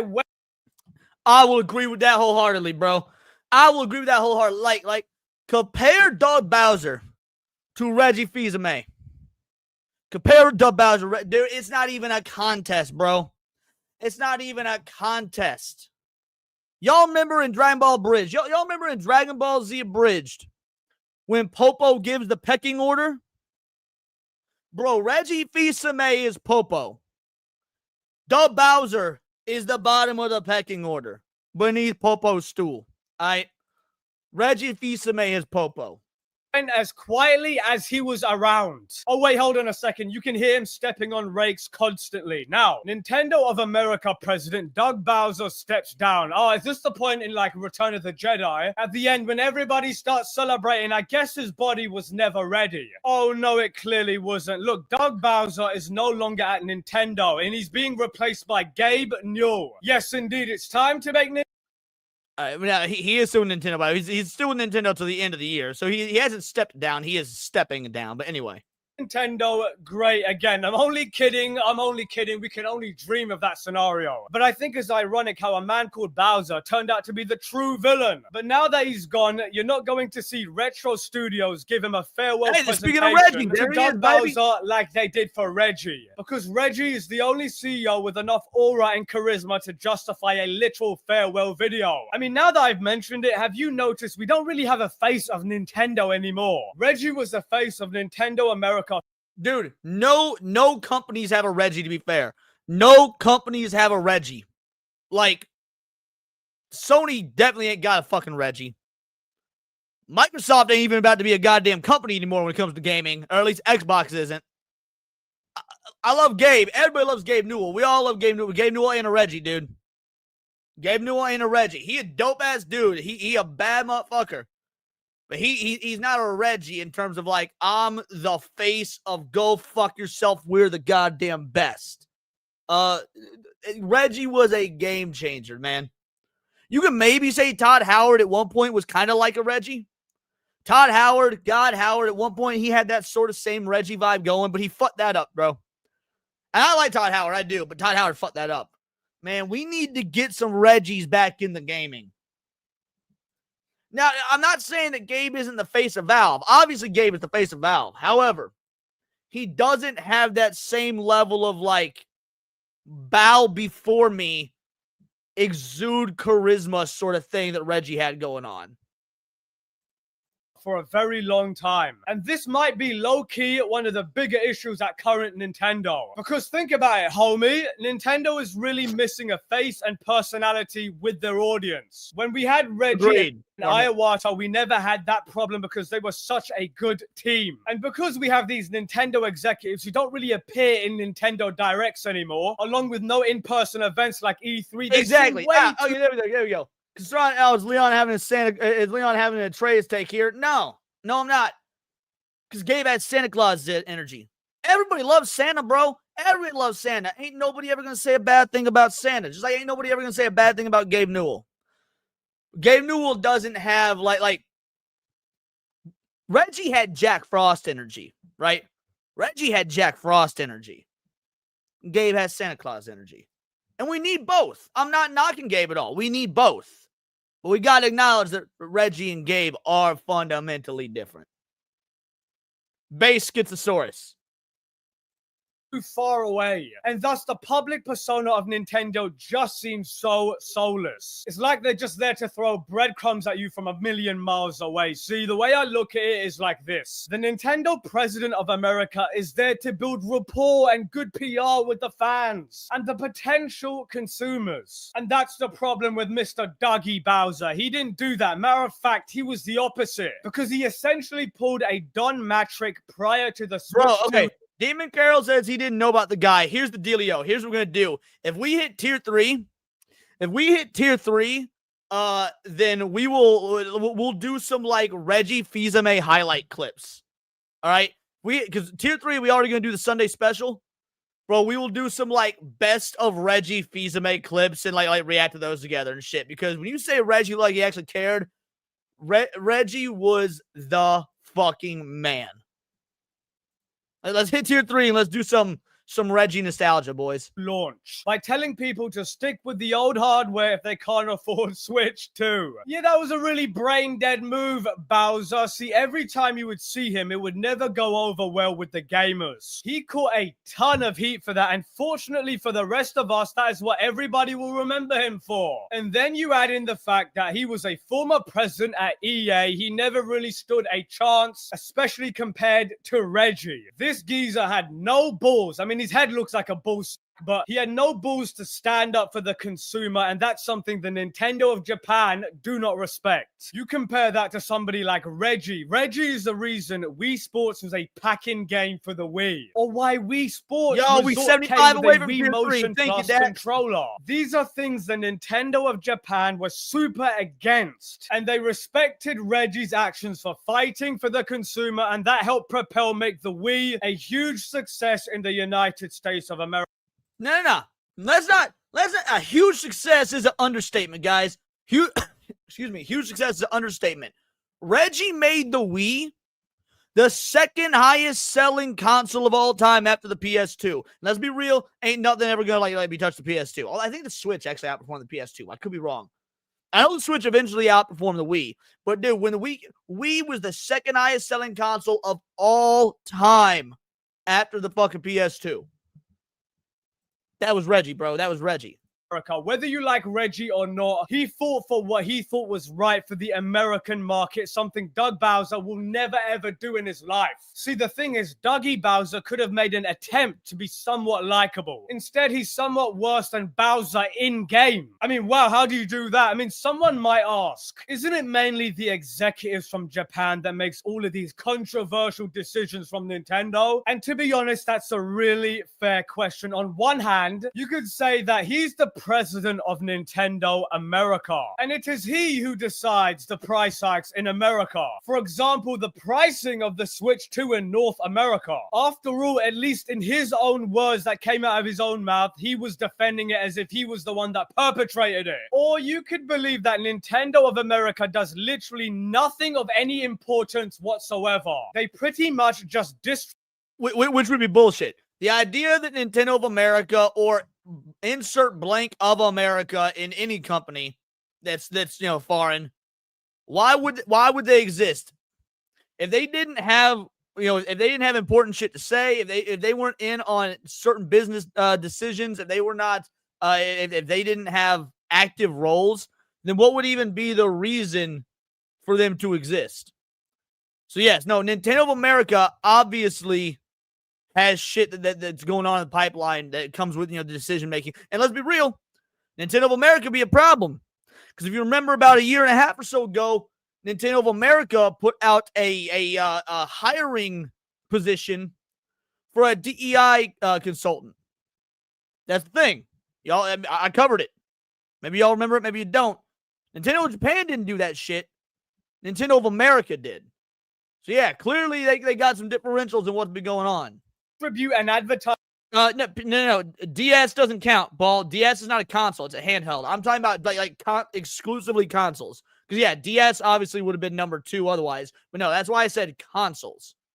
I don't count handhelds when I'm talking about that ranking. As Nintendo products in the Americas, and that's all. Whichever one you believe, Doug Bowser has to go. Because either he's incompetent or he's a lapdog. I mean, we got layoffs under Doug Bowser. Insanely bad PR and marketing along with the price hikes and game keycards that nobody other than the creepy Nintendo fanboys were fine with. I mean, like I said, these are Don Matrick levels of bad. See, Doug Bowser validating the price increase was so antagonistic to gamers that it was very annoying.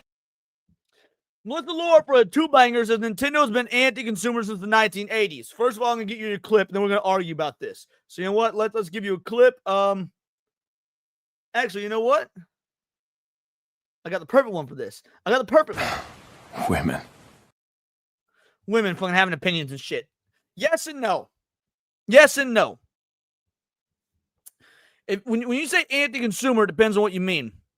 All right, because the GameCube and the Wii were very consumer friendly in terms of price, in terms of availability, in terms of catalog of games and third-party support. They were very consumer friendly. Now, if you want to talk about their business practices, like shutting down mods and shutting down tournaments and not allowing proper use of their IP, then yes, I would agree with you in that regard. I would definitely agree with you in that regard. But if we're talking about promotability, personability, price, availability, then no, I do not think that Nintendo was anti-consumer in the, let's say, the early aughts, 2000 through 2010-ish. And very anti-consumer, which means the blame lies also with him. Because if Nintendo Japan said jump and Nintendo of America says how high, then we all know Japan is the boss. But during the Reggie era, it felt like he had some kind of power and influence. It's almost like the Nintendo of Japan respected Reggie for fighting for the Americans. It's almost like Reggie wanted everybody to own a Nintendo console. Anyway, look, at the end of the day, I don't think a single person is responsible for everything good or bad to happen to Nintendo. And whoever replaces him, I hope at least tries to reverse all the nonsense Bowser has made. All the crap and So here's I thought this was gonna talk about the Devin bitch. Devin, whatever her last name is. Look, I don't know anything about her really. I don't know anything about her. She was head of like marketing or something. The Wii is fit behind PS2. Like I said, when it came out, guy, when it came out, am I speaking fucking Urdu? When the Wii came out, it was the second highest selling console after the PS2. PS4 was after. Switch was after. And no, the Wii outsold the original PlayStation. I don't know where you're getting your information, but that is categorically incorrect. The Wii outsold the original PlayStation. Anyway, I don't know much about this Devin broad. She already had a high-ranking position in Nintendo, and no one ever knew anything about her. Now, I would say the fact that nobody knew anything about her is a good thing because it means she didn't fuck up. It means she didn't do a bunch of dumb shit that people called her out for. That being said, that could very well change now that she's in the public, now that she's in the spotlight. Now that she's in the spotlight and people are going to be scrutinizing her every move, like, I don't know. That's... A lot of people will jump into the idea of like, oh, it's a woman, therefore she's going to be badass, she's going to suck. And I understand pattern recognition, I do. I understand pattern recognition, I do. But we don't know. Nintendo can't exactly get much worse, right? We see what's going on with Nintendo right now. We see the Switch 2. We see the game key cards. We see how they've always handled shit legally. We see how they refuse to have Smash Bros. Be accepted as part of like officially recognized in tournament leagues and whatnot. Part of that I can actually understand because when you know about the controversies in the Smash community, holy shit, they are, that's bad. But the point is, like, Nintendo can't fall much further. But I say that, and then what if we find out that she makes it fall even further? Like it's wild. So I saw a lot of people talking about like, oh man, she's just another woke white woman. I don't know. She looks normal to me. She does like visually, she looks normal. She ain't got no weird hair. I didn't see no fucking Free Palestine or pride flag pin on her fucking like lapel. You know, she ain't got wild ass tattoos and shit. She's just an older white woman. So yeah, I'm not sure. I don't know. Nonsense that's been happening for the past few years and not just blindly following what the Nintendo Japanese executives tell them to. Anyway, Nintendo of America President and Chief Operating Officer Doug Bowser will retire on December 31st after more than a decade at the company. Wow, he wasted a decade of his life. He will be succeeded by Devin Pritchard, a nearly 20-year veteran of the video game industry and a long-time Nintendo executive. Most recently, Pritchard served as an executive vice president of revenue, marketing, and consumer experience at Nintendo of America, overseeing many aspects of the Switch 2 launch this spring. Pritchard will also join the Nintendo of America board of directors and become an executive officer at the Japan-based parent company Nintendo. Given the intellectual property lawyer Pritchard has entered the chat. Yes, the person responsible for every IP-related lawsuit Nintendo has filed in the last decade is taking over. See, my biggest... Shit, I didn't realize that was her job at Nintendo. So basically, her job at Nintendo was like, hey, here's everybody we're suing. Fuck. Well, GG, boys. F's in the chat for Nintendo. F's in the chat for Nintendo. Is whether the new CEO will be worse than Doug Bowser himself. But at the end of the day, I'm glad Dougie is gone so the company can actually heal. The thing is, Iwata saved Nintendo from going the way of Sega. And then Reggie was the last person to hold that baton and then translate that same passion over to America. I seriously doubt that Nintendo is going to replace Bowser with another person like Reggie. They're just going to replace him with another marketing executive just like they did to Iwata. Additionally, Satoru Satoru Shibata will join Nintendo of America as a CEO, while continuing his person? roles as a managing executive officer and corporate director and member of the board at Nintendo. Now, this might actually be good. Now, this is what I'm curious about, though. Yeah, Satoru Shibata joined the Nintendo of America's CEO. That's interesting. Because remember, she's the president. He's the CEO. Now, I could be wrong. Maybe I'm wrong, but isn't the CEO above the president? Or is it vice versa? Is it the other way around? Because I'm pretty sure the CEO is above the president, right? CEO is the top dog. And then president right underneath. So if we got Satoru Shibata joining Nintendo of America as the CEO, and he's got, CEO is above the president. That's what I thought. So he be coming in, he's from the Japanese side of things. Maybe that's a good sign. Maybe that's a good sign. Yeah, board, then CEO, then president. Exactly. Thank you, Hook. Maybe that's a good sign. I would like to see, aside from all the lawsuit shit, I want to see Nintendo of America ran more like Nintendo of Japan, because that means, hopefully, hypothetically, less ideologically driven shit and just focus on games. Focus on money. Focus on making money. And how do you make money? You make customers happy. Customers ain't been happy right now. Customers ain't happy with Switch 2. All right? We had Sevi on. Sevi was talking about it, bro. Sevi on Countercast was talking shit. She's like, yeah, I bought the Switch 2. And then she kept on shit on it. Mugen Lord on Countercast was like, I bought the Switch 2. I ain't even opened it yet. I don't know how long Mugen Lord had his Switch 2, but he ain't even fucking opened it yet. Gamers ain't happy. So maybe getting a Japanese CEO of Nintendo of America, maybe we'll see some reversals. I don't know.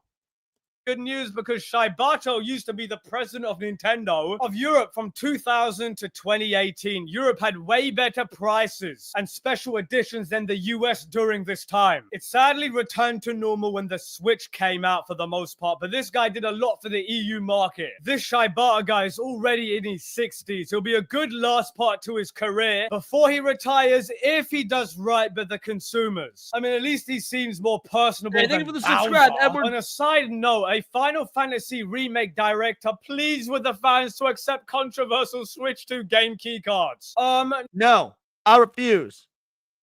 I refuse. Bro, fuck game key cards. I defended a lot of Switch 2 stuff, by the way. I have.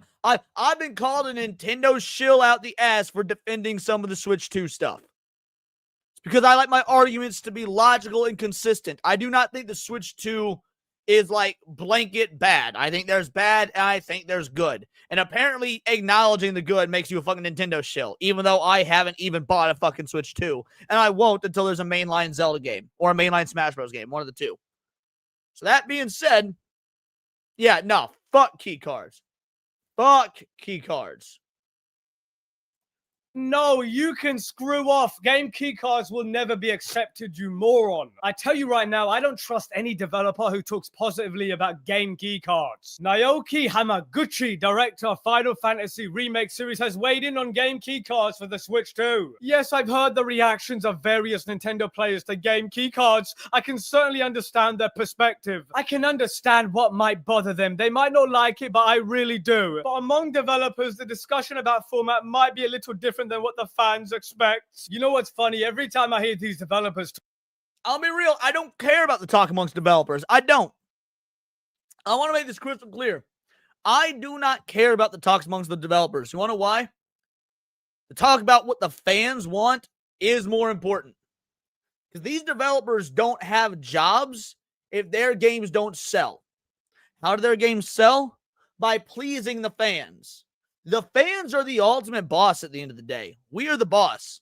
We put shit out of business. What was I talking about earlier during the Wolverine segment? Perfect Dark remake / reboot that's never happening, that whole fucking studio shut the fuck down. How many studios have we seen in the last 3 to 4 years shut down entirely? Because their games flopped so hard because fans are like, yeah, fuck this shit. This is gay. And they didn't buy it. Who's the people that did that that shitty? Oh my god, what was the name of the game? It's driving me crazy. Driving me crazy. The GTA knockoff, where you're like thieves and shit. I'm blanking on it. I'm blanking on it. It's driving me crazy. They look like fucking. No, it'd been a great franchise, and they all look like fucking college kids. If the devs hate their fans / customers, I'm sure there's supposed to be more to that. No, not Reloaded. This was a couple years ago. This was a couple years ago. I want to say Voltage was the studio, but I don't think Voltage is correct. Saints Row. Saints Row. Dude, Saints Row. Dude, that game ruined that entire studio. Bro, they shut down the whole studio. Volition, not Voltage. Volition. Thank you. Volition's gone, bro. Volition's gone. So many of these studios are just gone. Outski. That's not impossible to do to Nintendo. It'll be much, much, much harder to do to Nintendo. They're way bigger. But the point is, fans are the boss. So when developers behind the scenes like, well, we need to tell you fans why key cards are good. No, fuck you. What you need to do is listen to fans, explain, and you know, when they say we don't like key cards, we don't want key cards. Bro, Cyberpunk 2077 fits on a fucking regular cartridge. Somehow the focus, CD Projekt Red, and I don't like giving CD Projekt Red credit. I don't like giving CD Projekt Red credit for shit, because I don't like CD Projekt Red. But somehow they made fucking Cyberpunk fit on a fucking cartridge. So I don't want to hear shit about your fucking key cards. That's not what the fans want, and fans are all that matter. Talk about the game keycard, you can just feel the red laser on third-party developers' foreheads, with Nintendo holding the hammer, making sure they appease God Nintendo. Literally any developer talking about the game keycards in this way is just lying. Because really, why not just sell digital at that point instead of this garbage game keycard Exactly. thing? Otherwise, stop trying to push this e-waste that nobody wants. And on that bombshell, let me know what you think in the comments. I'll be paying close attention. Manix out. All right, well, that was, I agree with you guys on Shino's accent. That was rough. That was definitely rough. Well, Dax, I had to pause for a long time because I went on a solo rant. So what you actually missed was my solo rant. But yeah, like that would, I watched a video. It said, Paul, I've talked about the same thing. Back in the Wii U era, it was 200 years. It was 200 years, not 100, 200, at least at the time of the Wii U. I don't know if things have changed since then. But the point is, yeah, no. And that's why the guy was still going, Dax, because I paused it and I went on a massive rant. A rant that I'm objectively correct about, by the way. But yes, that's where we're at with Nintendo. We're probably not going to know any more for a while because Dub Bowser's staying until, I believe, December 31st. So we've still got a solid 3 months of Bowser. And then when we do see the shakeup at the beginning of next year, it's not like we're going to see any immediate differences. It's not like we ain't going to see any immediate differences. We're probably not going to know if this is for better or worse for Nintendo, I would say, until around middle of 2026. I say June 2026, give or take, is when we're going to start seeing whether or not this Nintendo shakeup made things better, worse, or was just a lateral fucking move. I don't know. But I'll be very curious about it. Alrighty. We got one more video game oriented thing to share, and then maybe we'll talk about the digital ID stuff. We're getting pretty close to extending the stream, but I want to talk about woke motherfuckers getting just diabolically owned. Because I saw this shit around X, and I was gonna make a video on it. But I'll be real, I didn't think it performed very well. To be, if I'm being real, I didn't think the video would perform well. But I saw Rev Says Death do a video on it, and I was like, all right, if I didn't make a video on it, I can at least react to his video, and maybe I'll clip it and call it my own. We'll see. But dude, some Resident Evil crossover shit got added to a game, and Ada and Jill and them be looking fucking fine, bro. They be looking good. And people try to throw a fit about sexy Ada and whatnot, and they got fucking clowned on, bro. Styled all over them Twitter wokies' balls. Hey, what's up, guys? Riff here. So the best way to describe what we're doing in today's video is that over the past 24 hours, I have seen a series of tweets made by the usual suspects where they're complaining about some pretty similar things, whether they're complaining about fan service or anime or anything even close to anime. Now, these people are not completely useless. They at least provide us with some free content, like in today's scenario. So we begin with Nikke, which is a very popular gacha game that's made by Shift Up, the same studio that made Stellar Blade. Now, I know of this game, but I've never played it. I don't play gachas. Guys, want to be real? I don't play gachas. That shit's too expensive, too time consuming. I know most of them are free to play, but the free to play is not, well, it doesn't really incentivize a free to play model. So yeah, I don't play Nikke. But if there was anything that was going to get me to play Nikke, if was there anything that was going to get me to play gacha, it's a Resident Evil crossover, baby. Y'all know Resident Evil, my favorite game series of all time. Resident Evil, my favorite series, and we bring it like after the ugly manification of like Jill Valentine and Claire Redfield in the remakes, and then we see this. Whoo, man, I'm tempted, bro. I'm tempted, son. And they did collaborations with Stellar Blade, That's just true. something So they do all the the time. heroes They did bring in trust me. other franchises and have them collaborate with the Nikke gacha game. And their most recent one involves Resident Evil. And you can see some of the designs, right? Got Jill Valentine here. But Look at that, man. Look at that. Hold on. Now we gotta blow that up. We gotta blow that up. There we go. Nikke, Jill Valentine. Let me show y'all this in nice, big, beautiful glory. Here we go. Open image, a new tab, and oh no, the quality is shit. Hold on. Why is the quality shit? Here we go. Guys, look at this right here. Look at this. That's my Jill Valentine, baby. That's my Jill Valentine, son. Why does this gacha game version of Jill look more like OG Jill from the original Resident Evil games, from the remake of Resident Evil back on the GameCube? Like, yeah, she's anime-ified. Jill never really looked like an anime character. But if you took Resident Evil 3 Jill, Resident Evil 3 Nemesis, the one on the PS1, and they made her into an anime character, this is it, son. This is it. This looks way better than that fucking Resident Evil 3 remake bullshit. But ain't just Jill. They got Ada, son. They got Ada, son. Oh, look at that. Look at what they did with my girl here. Glow up. Glow up, homie. Yes. You love to see it. Are there any others? Look, oh, Claire. Claire might have the best glow up of all of them. Bro, that shitty fucking ugly Resident Evil 2 remake Claire that I've been bitching about since Resident Evil 2 remake came out. Bro, this is Claire. Like, glow up. Bango, bango, fucking bongo. Like, bro, I don't play gacha games. But I might need to be playing me some goddamn gacha games because holy shit. So anyway, back to it. you know, you got busty anime girls and guns. How could anyone be upset? Well, of course they are. So there's this post with 1,000 sentient human beings liking it, saying, I wish Capcom catered to a broader audience instead of collaborating with this stuff. They're literally doing everything but putting a broader audience. Capcom is collaborating with a broader audience because goddamn gacha games are like the biggest fucking thing in the world right now. That's as broad an audience as you can get. Like I know that Nikke isn't Hoyoverse, but let's take a look at Hoyoverse, right?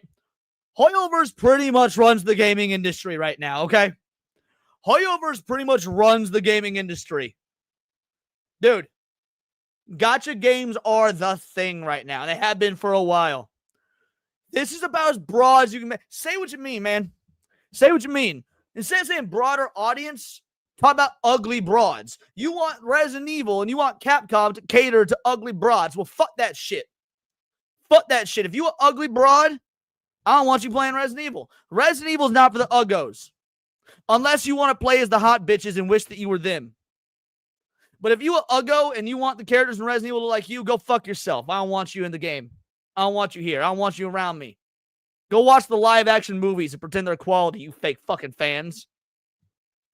These women in a new Resident Evil game. Now, I've heard of modern audience before, but I have not heard of the broader audience. This sounds like some corpo slop jargon that gets companies completely ruined, right? Trying to apply to a broader audience sounds really bad. If you try to appeal to everyone, you appeal to no one. Correct. Nikkei and Correct. Shift Up, they know their target audience, and that's what they're going for. They're not trying to appease everyone. That's not how this works. And you can see they're just very upset that they see these designs, and clearly that is their motive here. But the replies to this are just as unhinged. So this person said, can we also address the fact that their faces look like children's? Man, get the fuck out of here. I'm so goddamn tired of this argument, dude. I'm tired of these tourists. I'm tired of these fake fucking... Look at this. This does not look like a child. This does not look like a child. This is very obviously fucking Claire Redfield, all right? This is obviously Claire. This is obvious. You ever see... Dude, these people think about children so goddamn much. It's weird, bro. It's weird. It's worrisome. Yo, why you see a child in everything?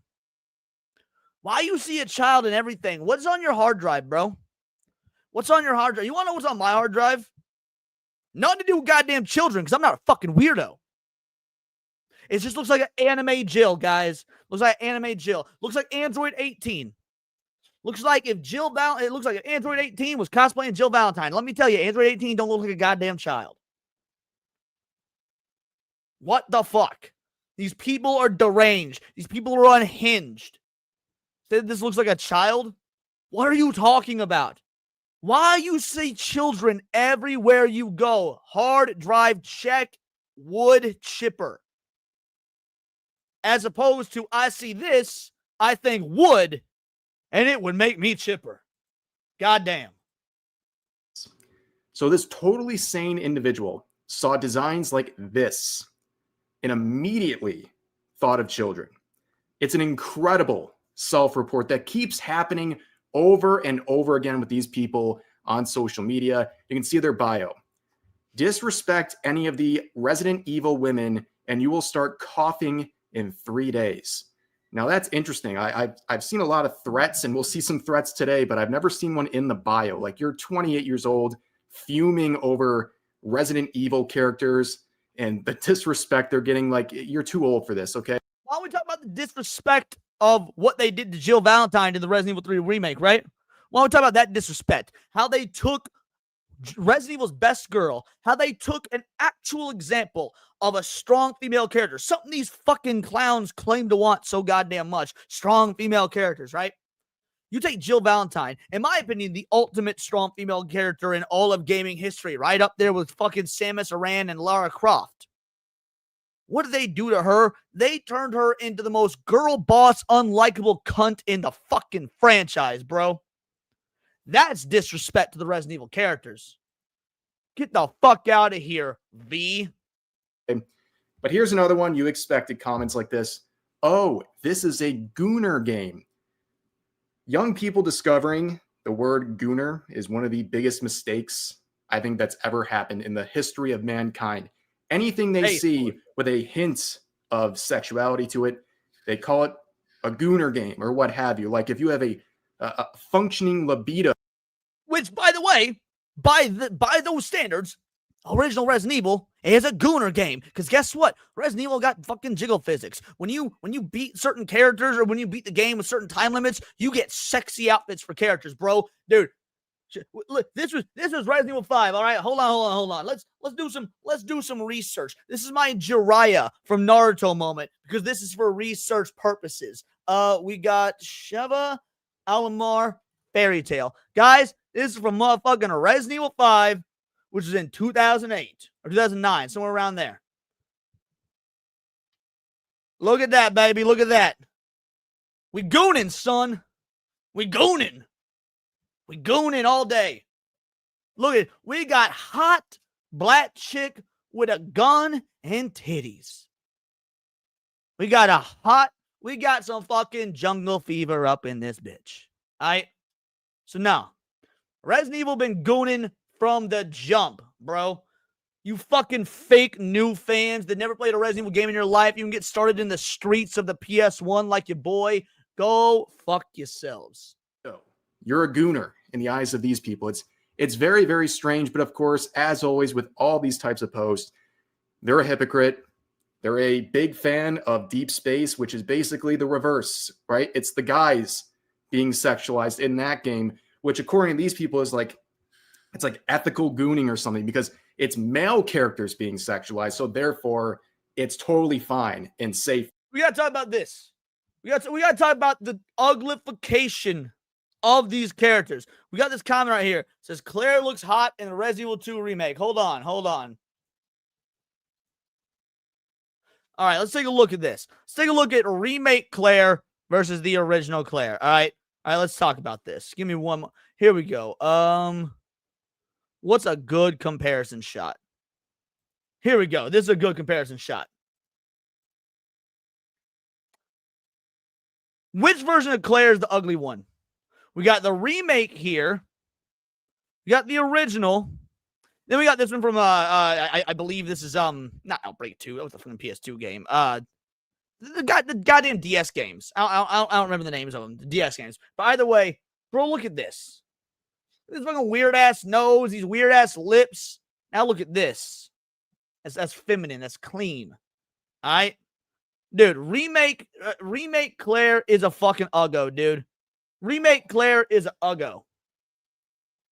I can't defend people who think that Claire Redfield. Like, here we go. Here's an even better one, bro. Here's an even better one. Which one of these two is the better looking? I need to know, chat. Which one? Revelations, by the way. Thank you. Which one of these is better looking? One on the left or one on the right? Original Claire is fucking banging. Remake Claire sucks, dude. Remake Claire sucks, and she's always sucked, dude. Remake Claire is sucked from the jump. I didn't even have a YouTube channel when Resident Evil 2 Remake came out, and I was bitching online and on X, or what was Twitter back at the time, and on Facebook and on internet forums and shit, even back then. All y'all in the chat are agreeing. Exactly. Like, with the exception of Esra, who is terrible, who's wrong. I love you, Esra. Keep showing up. Thank you so much. But you're wrong, homie. You're wrong. I'll get that super chat after we're done with the video. For them to consume while judging others for playing games like Nike. Now, of course, the threats are rolling into this person saying, the person who created this game, when I find them. Interesting. I actually saw this specific tweet when I was on X earlier, or maybe it was last night, whatever. Bro, this shit's on hand. That seems like a totally normal response to a new Resident Evil collab. This person saying, why the F does it look like AI? And that's another thing that happens, right? There's so much hysteria over AI. People see it everywhere, even when it's not there, right? I understand the concerns and why people wouldn't like AI, but it's gotten to a point where basically people are going around like the boy who cried wolf, calling everything AI. And inherently, these people call anime designs AI. Why do people call anime designs AI? Really simple. Anime designs are cool as fuck, dude. Anime designs are cool as fuck.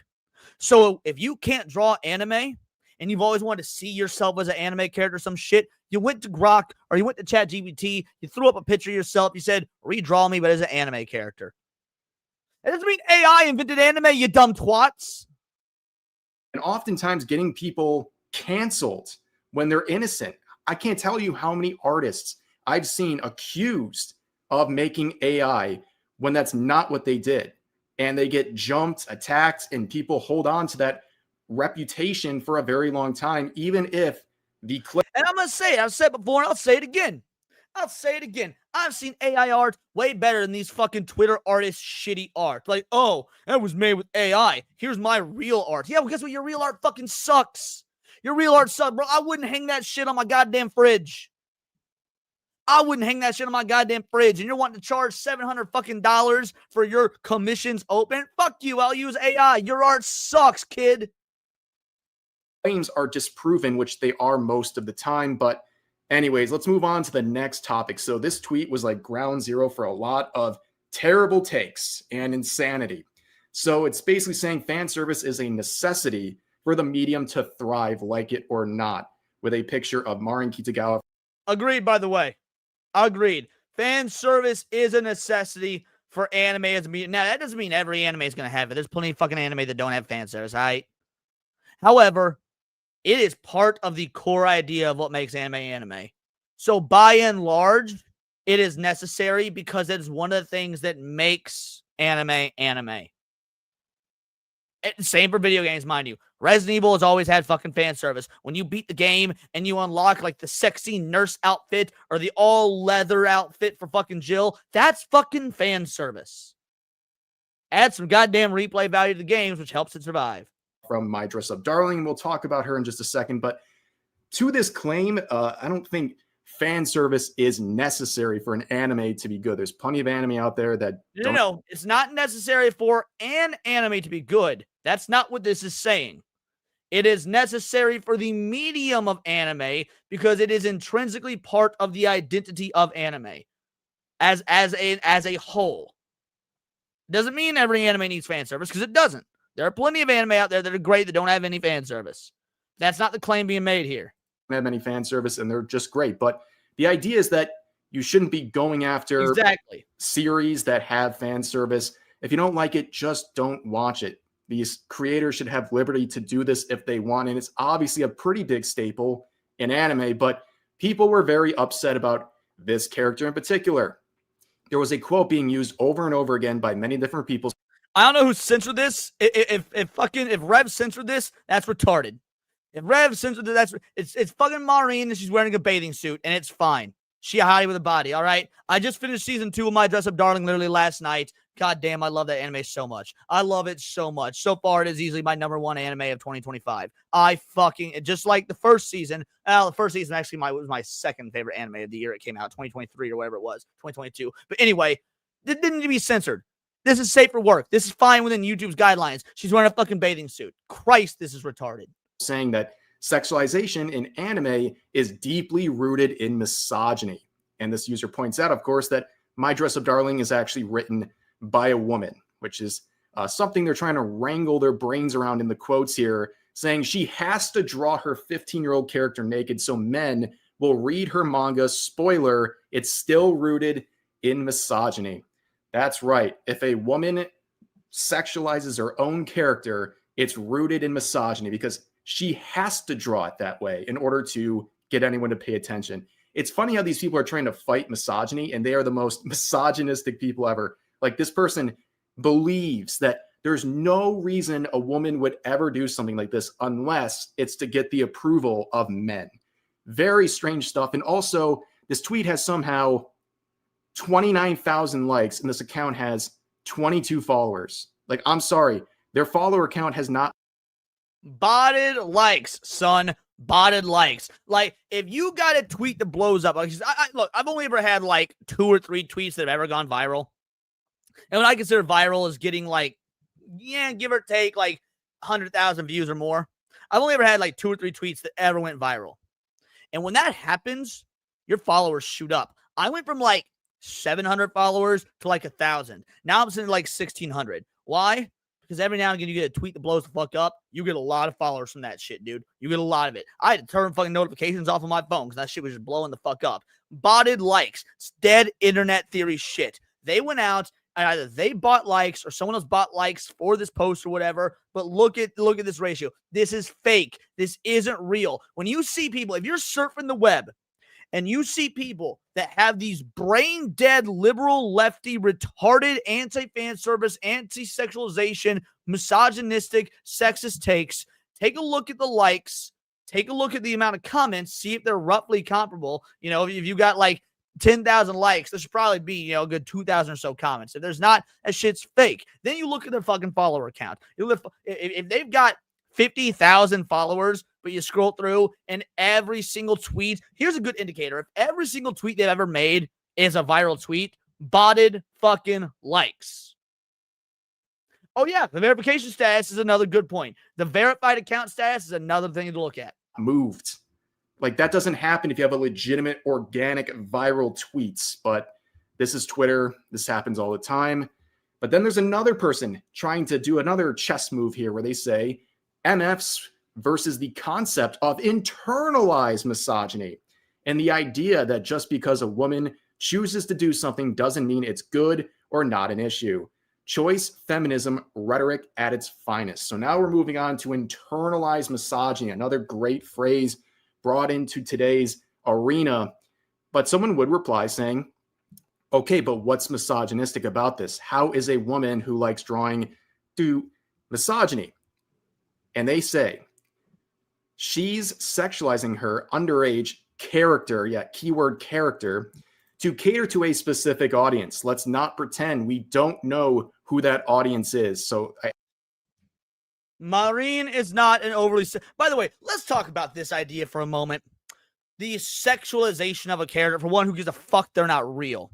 But second, when you sexualize something or someone or whatnot, that would normally imply, the way it used to work when people actually had a semblance of a fucking brain, when they had working gray matter, if a character was over-sexualized, it meant that the sexualization has nothing to do with the character, and therefore they're just using the sex factor to artificially make the character more popular.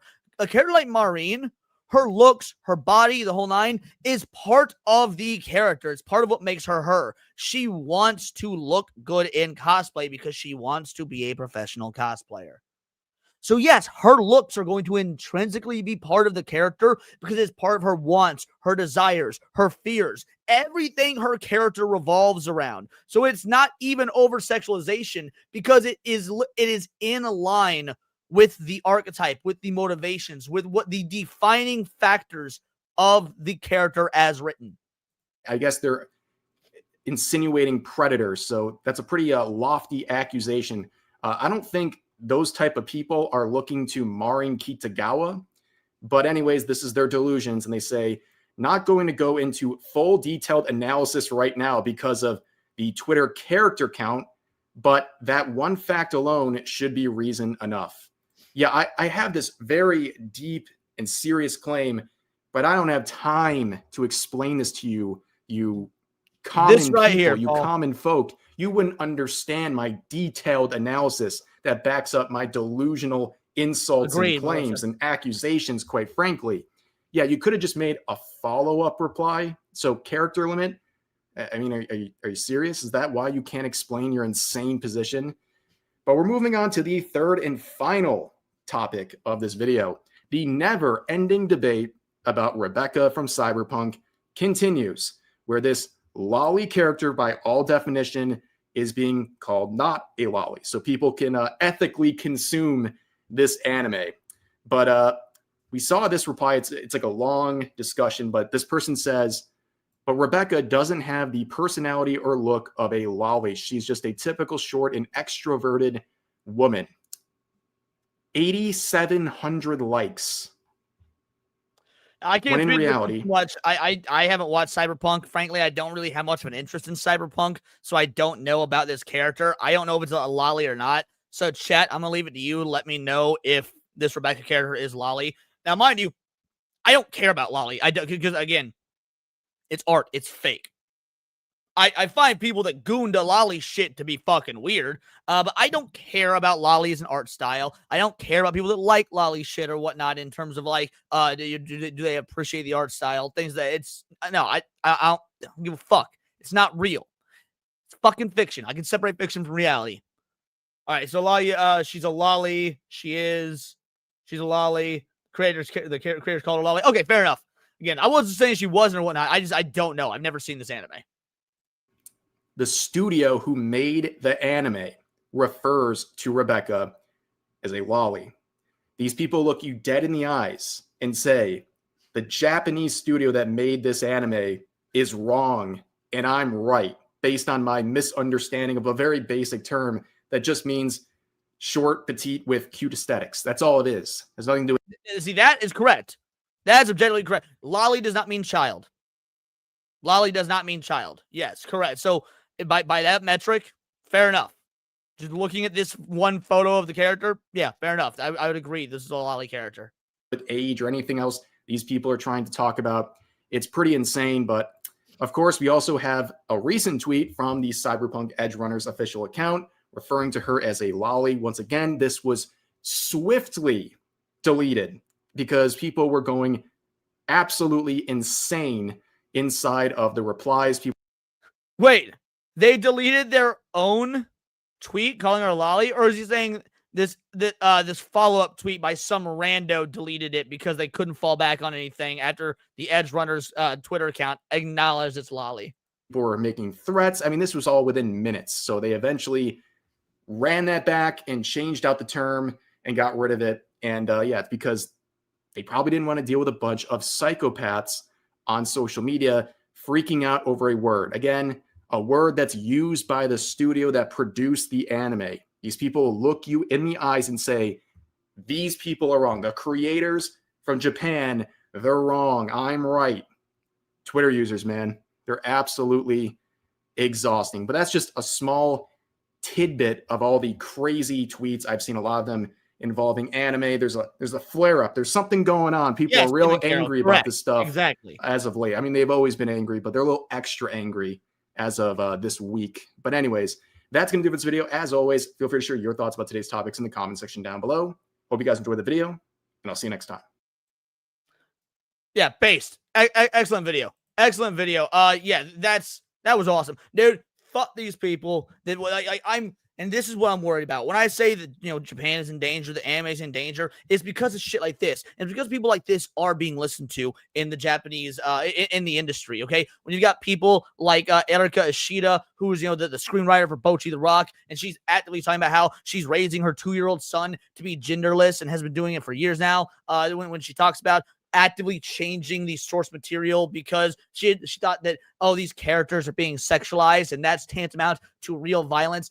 Fuck all that. Me, on the other hand, been a Resident Evil fan for years. Always found the Resident Evil women to be banging Jill and Claire and Ada and Rebecca. And then we see what's happening with these remakes. Like, yo, what the fuck? They uglying up my girls. Not only are they uglying them up, because that'd be one thing. I still dislike that, but that'd be one thing. They're fundamentally changing their fucking characters. Claire does not really act like Claire in the Resident Evil 2 remake. Jill certainly doesn't fucking act like Jill. Ada is goddamn nothing like Ada in the Resident Evil 2 remake. What a fucking travesty.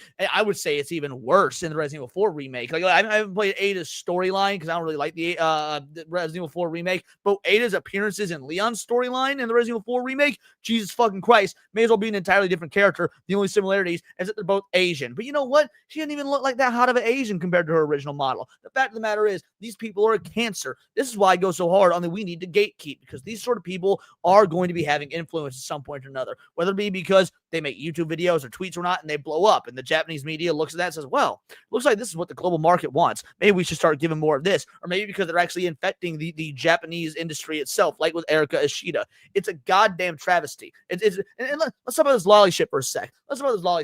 Because I'm playing Persona 4 right now, right? I haven't played it in years. I love Persona 4, but I'm playing through it for the first time in God knows how long. You got Nanako. Nanako's a lolly character. She's your little sister. She's like 7 years old. Sexualizing that would be weird as fuck, by the way. That would be fucking weird. That would be gross. That'd be disgusting, dude. If you sexualize the 7 or 8-year-old character, Nanako, you're weird. I don't want to be friends with you. But by the same token, and maybe this will be a hot take, maybe this will be a controversial take, it's not real. It's a drawing. So I don't think it's a crime. All right. Will I ostracize you because you're a weirdo? Honestly, yeah, probably. If you're doing like weird sexual fan art or whatnot of Nanako, I don't want you near me. You're a fucking creep. But do I also think it's illegal? No. Should you be criminally prosecuted? No, because that is tantamount to fucking thought crimes, and I am vehemently against criminalizing thought crimes. Criminalizing thought crimes is a really dumb way to put that, but you guys get what I mean. And Nanako's adorable. Yes, Nanako's a little angel. Exactly. You can say Nanako's cute because you can say kids are cute, right? Dude, you're hanging out with your friend got like a 7-year-old child and they do something quirky or whatnot. I was like, oh my God, you got a cute little kid right there. Like, that's fucking normal. So, it bothers me, guys. It fucking bothers me. Base take. Thank you, CFH. But that being said, yeah, we're going to end it here when it comes to this video, guys. I'm getting real fucking worked up. So go ahead, hit that subscribe button. I'm a nerdy news channel. I cover nerdy news every day. Not always about, what's going on in the gaming industry, but music, Magic the Gathering, gaming, you name it. Check me out on Instagram at wordsparadise_Leon and become a member for $4.99 a month. You can join the Discord, choose the articles we go over on a day-to-day basis, choose the videos we react to on the Friday night live streams, and of course, get involved with over 200 other vital idols. We are a bright, beautiful, glowing, vibrant community that I cannot wait to grow even further. because we do care about diversity. Only one kind of diversity. Diversity of thought. That's interesting to you. Join the Discord, subscribe, and until next time, it is all here in the Nerdosphere. This has been Words of Paradise. Okay, sorry. Clearly, this section's getting clipped into a video, so I kind of had to do that long-ass outro there. We're not ending the stream. When I was all like, hey, subscribe, bye. Like that's for when I inevitably clip this into a video, which you guys should all still watch, even though you were here live, because it helps me in the algorithm. But yeah, we're still going off the stream. In fact, we've hit the 2-hour mark. So it is time to extend the stream and bring on those who donated. Let me get this all going. Before that, I'm going to run to the bathroom real quick. I'm going to run to the bathroom. I'm going to take a piss. I'll be right back with you guys. And then we will do the extended stream. And you're good goddamn right, I'm maximizing the grift. All right, bear with me, crew.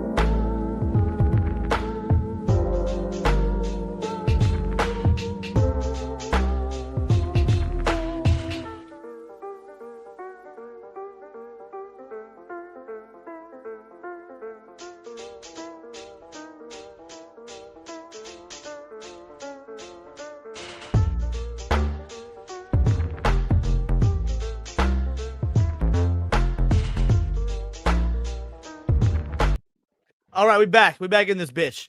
Let's go ahead and extend some invites. Let's see. First of all, let me send the go-tos their invites, of course. One moment here. All right, we got that right there. We've got Daxie. Where are you, Daxie? Hold on a sec, bitch. I know you in this bitch. All right, here it is. All right. Let's see. We got. Hey, catch you later, Scoob. All right. Dax, Melissa, Demon Carol, Anjuna Main, Seabrew, Randall, Marty, Niet, Gray the Merchant, Kalika Gamer, Guy Kerriman, Jake Martin. Any of you want to hop in, you can, and then potentially Serranos, because I assume he might want to, but we'll see. And while I'm waiting for people to say what they want to do, Paul, tell people who you are and what you do. Hi, I'm Paul. I'm Leon's IRL bestie. And yeah, I'm always lurking. I don't have a YouTube or anything like that. I'm always here to support my boy, other members of the cabal. Yeah, I just like coming on here and talking with y'all. Appreciate all you do for my boy. And Marty, you can give that to someone else if anybody else wants it, since I got an invite without needing to beg for it.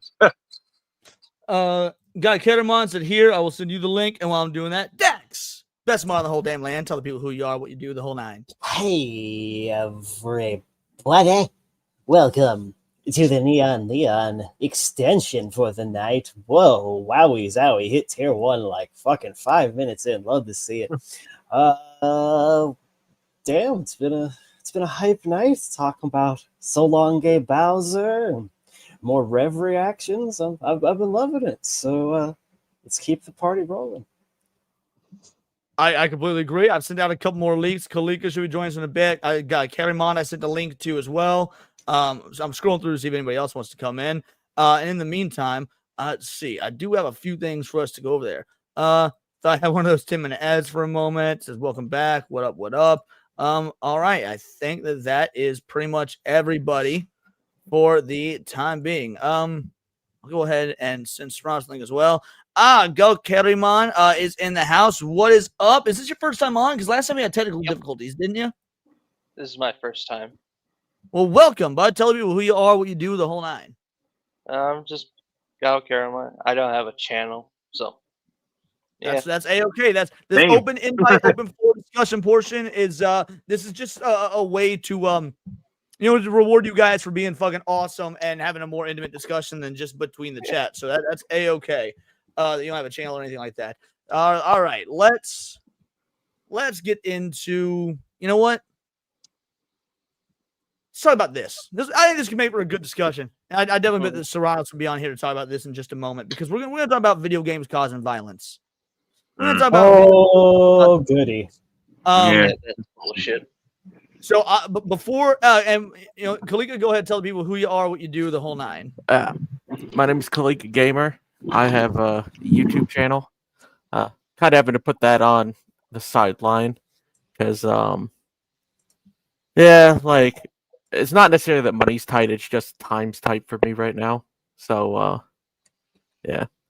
You can reach me there when I eventually stream at some point. Fair enough. We love to see it. Well, guys, in the interim, I want to go before we have a discussion. I want to go through this entire article. It's not a long article by any stretch. It's pretty short, so yeah, it shouldn't be a bother to go through the whole thing. But I do think it's worth talking about, and it's important because I've seen both sides perpetuating this bullshit. But I wanted to use an explicitly right wing outlet because they're the ones I think pulling this shit right now. Anti-ICE gunman Joshua John spent 7,500 hours playing violent video games, including right before the shooting. 17,500, not 75. 17,500. Thank you. Yeah, thank you. I appreciate the correction. 17,500. Video game obsessed gunman Joshua John's nearly 17,500 hours of online gaming were largely spent in first-person shooter games aimed at killing enemies, according to his Steam account online. Since the account was opened in September 2011, he logged 729 days for the gaming, more than 2 years. That amounts to nearly 15% of his entire life, including sleeping hours, on the video game platform Steam over the course of a decade and a half. The 29-year-old, known by his online pals as Sam I Am and Frank Honecker, spent nearly 7,000 hours in open-world survival game Rust, his online profile detailed. And there we can take a look at some of the stuff that he was playing. Leopard Dead 2, Rust, Team Fortress 2, things like that. Rust pits players against each other to survive a harsh environment. He fixated on the 2007 FPS release Team Fortress 2, logging 3,400 hours, last playing just hours before he opened fire at the Dallas ICE facility, killing one and seriously wounding 2 others. The crazy shooter targeted an ICE bus that was transporting several detainees and agents into the Sally Port at the field office Wednesday morning. He killed 1 migrant detainee and critically wounded 2 others and began firing wildly into the facility. Now, no law enforcement agents were injured. Base. The gunman's second most played game was Ark Survival Edition, spending 3,500 hours or 140 days on the dinosaur-based survival game. John spent another 50 total days the zombie apocalypse shooter, Left 4 Dead 2, unloading another 914 hours in the Psychic Sandbox Gary mod. John has a total of 34 games added to his account at the time of his death. Rookie numbers, I got 100 and something. He also played popular titles including Grand Theft Auto 5, Rocket League, Counter-Strike, and PUBG. Now, what's the score here, guys? What's the score? Because to me, this reads as I've seen so many. We saw these after the Charlie Kirk shooting. We saw this after the Minneapolis school shooting. We're seeing this now. I am 100% convinced we are in a psyop to demonize video games. I do agree with that. Yeah. I mean, I called it as soon as the Charlie Kirk shit happened beforehand that it was going to go this way, especially with I don't know if anyone remembers this, but RFK Jr. has been talking out of his ass about wanting to get rid of all games. Yeah, no. I've never. Hold on. Not getting rid of all games. No, I've not heard that at all. What he said violent games. Yeah. Oh, yeah. Either way, I mean, he has said we need to look into the effects of violent video games, which is still a stupid statement because we've been doing that since Columbine. But yeah, RFK Jr. has. You want to know the effect? I'll tell you the effect. It's fucking pissing me off. Like, we've been dealing with this shit for 2 fucking decades or more, where some dumb fuck article writer or politician gets on their soapbox and says, "Oh, well, clearly the shooter played X amount of video game." Fucking lots of people play games. Okay, you can't equate that to suddenly saying a little more.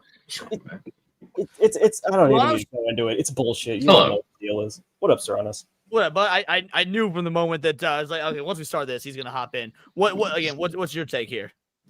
Well, I mean, I played more just so you got the wrong mic in the setting. That's what I didn't do. Yeah.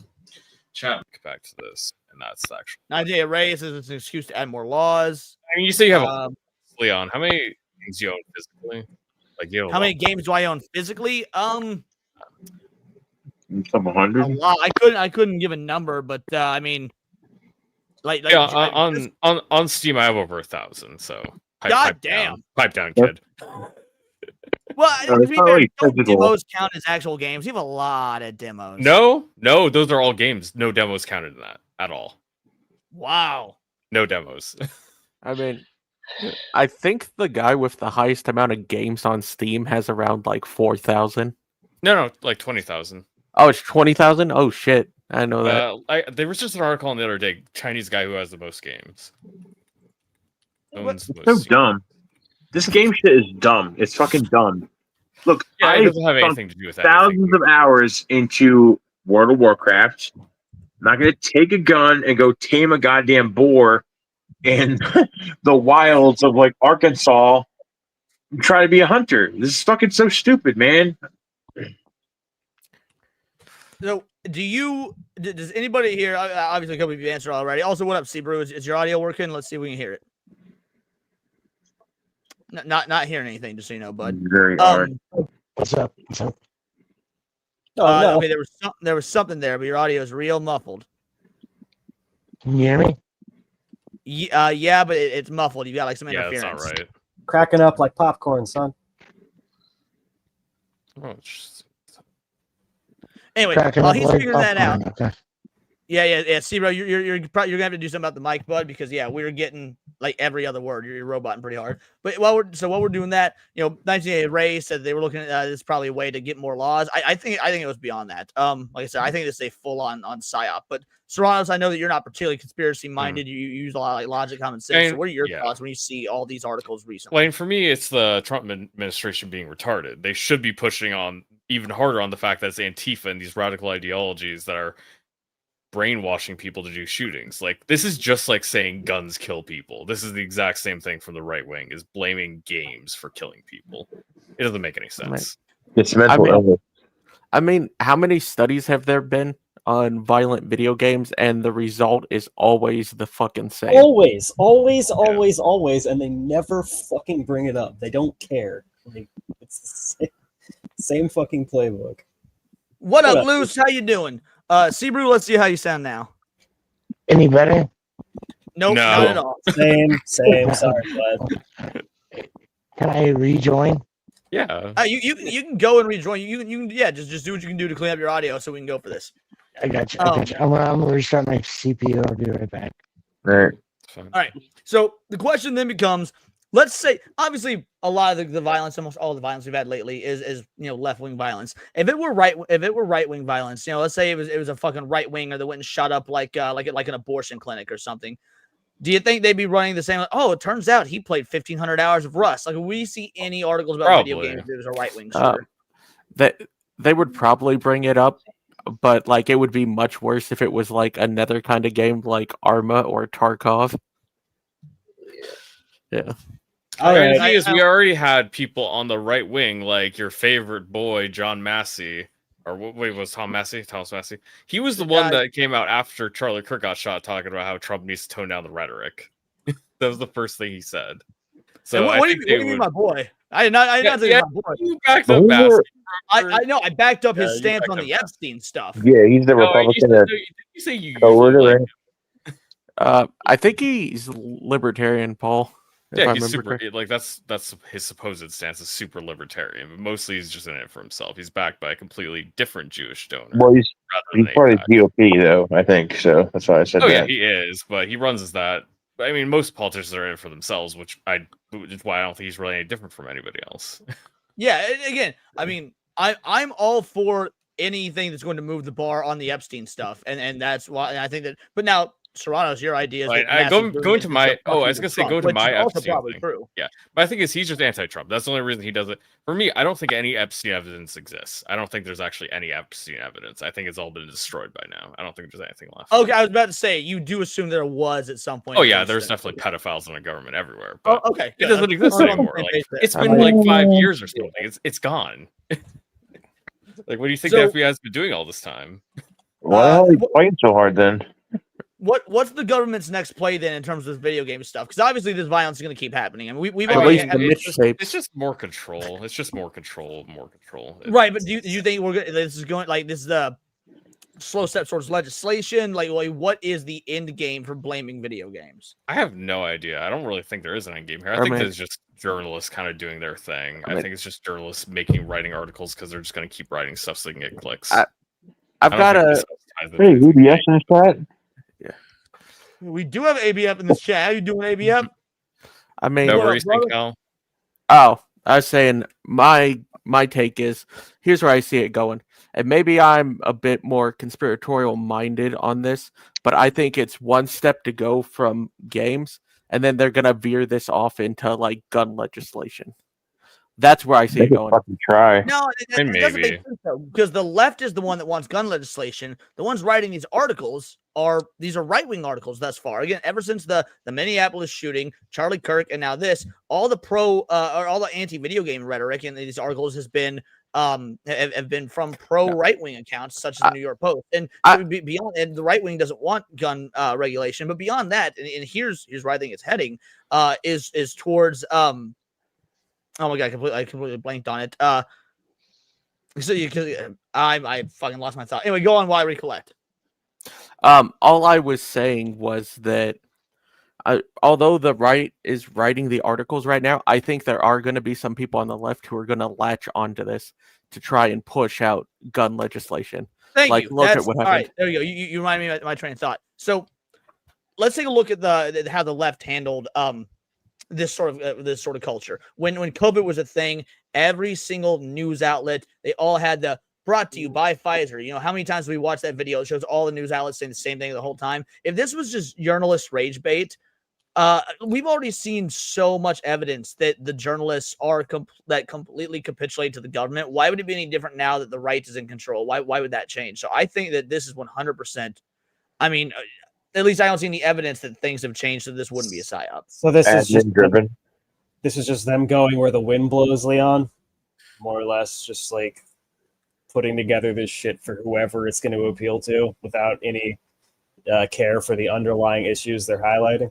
Yeah. No, I think they're being told to do this. Just like how all the left-wing media was told, hype up Pfizer, hype up the vaccine, hype up anything and everything we can about how amazing big government and pharmaceutical control is. I think that right-wing journalists are basically being told, all right, this is what we want you to report on. This is what we're telling you to report on. And I think sometimes it's just paper straws. It's just grasping at paper straws. Yeah. Yeah.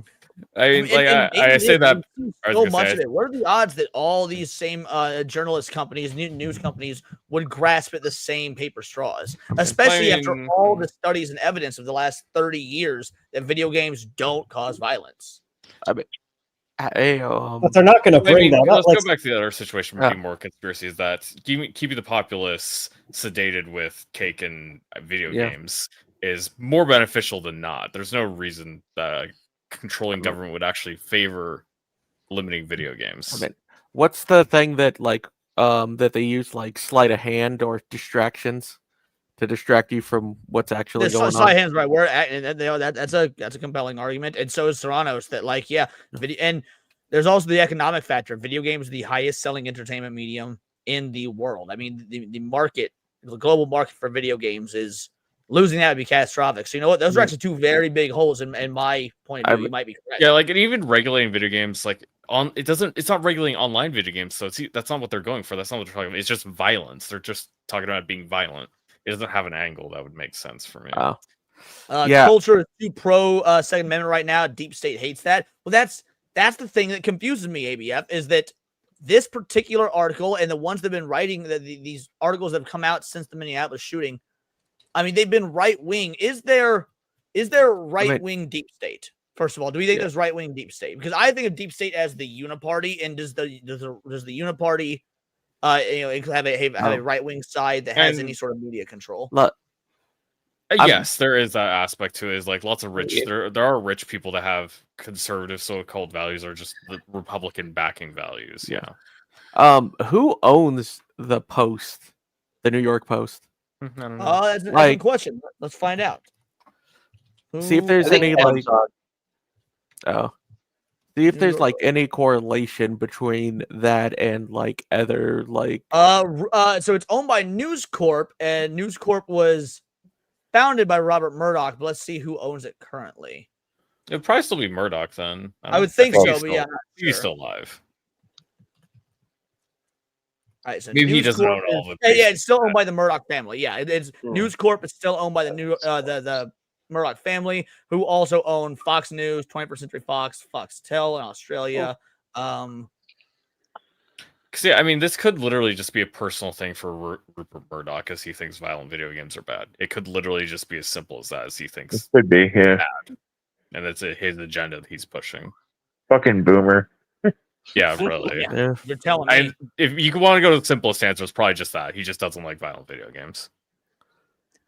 I wonder if he like fucking had a son or something that shot up a school, and he's like, "Oh no, if video games are the reason. It's not because I was never home, because I was always working, taking my orders from the Jews to manipulate the world." He is a Jew. What are you talking about? It's the children that are wrong. Are you sure? Isn't Murdoch a Jew? Isn't he? Let me find. It's not a very Jewish name. These are the real important points, everyone. He does. No, he I guess owns maybe one. Let's see. Murdoch Of all the newspapers owned by News Corp, only one has Jewish in the title, and it's Flatbush Jewish Journal. No, he's just English, actually. No, like yeah, he just owns a newspaper. Doesn't have anything to do with it. He's just English. Yeah. So yeah, he's not a Jew, or at least not that I can tell. Yeah, like I said, Murdoch is a particularly Jewish name. Now, if it was like Murdoch Stein, I said Murdochistine. yeah. But yeah, I don't know. It worries me that we're gonna see more of this. I think we're gonna see more Wow, violence. his son is normally good looking. Yeah. Really? I said not That abnormally, was more normally curiosity. good looking. About like a 6. Okay. I mean, Hey, it's pretty good for an Englishman. A 6 for an Englishman is like an 8 for an American. Like, True. I mean, I think like what I said, I do think that you're gonna see politicians latching on to this. Murdochsky. Yeah, like left-wing politicians latching onto this to try and pass gun laws. What can they do right now? Like the Republicans control the House, the Senate, the whole nine. So yeah, there's nothing, at least at the current time, that they can do for that. I'm not worried about gun laws at all right now. The NRA will bankrupt themselves fighting gun laws, so it will be it's never gonna happen because they got a lot of fucking money. All right, let me staying on the thought of video games. You know, we always do one of these little clickbaity things. So let me open this in a new tab. All right, best video game from the year 2004. Oh shit! From what? We got 04? Okay. yeah, best video game from the year 2004. That is a good year. So we got Sonic Advance 3, Splinter Cell, Paper Mario, Kingdom Hearts 2, Ratchet and Clank Up Your Arsenal, Half-Life 2, Metroid Prime 2, Sly 2, Halo 2. God damn, so many sequels. Grand Theft Auto San Andreas, The Metal Gear winner. Solid Snake Eater, Spider-Man 2, Battlefront, Super Mario 64, DS, Pikmin 2, Doom 3, the Spyro Crash crossover event, Fable, Crash to Ooh. Insanity, and the Polar Express. Wow. One of these things is not like the other. Who the That's a fuck? wholesome movie, okay? We're not even going to consider that I mean, one. I think I'm pretty sure what Dax is gonna pick. I know what Oh, I'm yeah? thinking. Oh, It's yeah? really good. What up, Dex? All right, Yeah, so should we go from? We'll start with Go Karamon, and we'll go across the board. Ballin. I have no idea.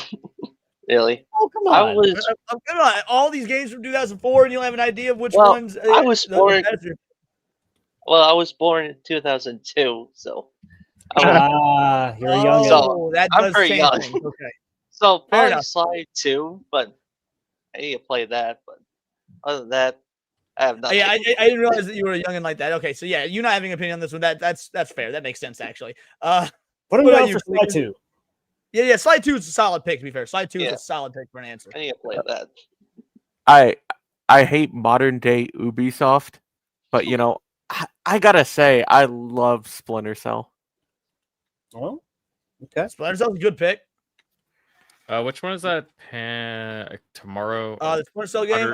Yeah, Pandora tomorrow. Okay.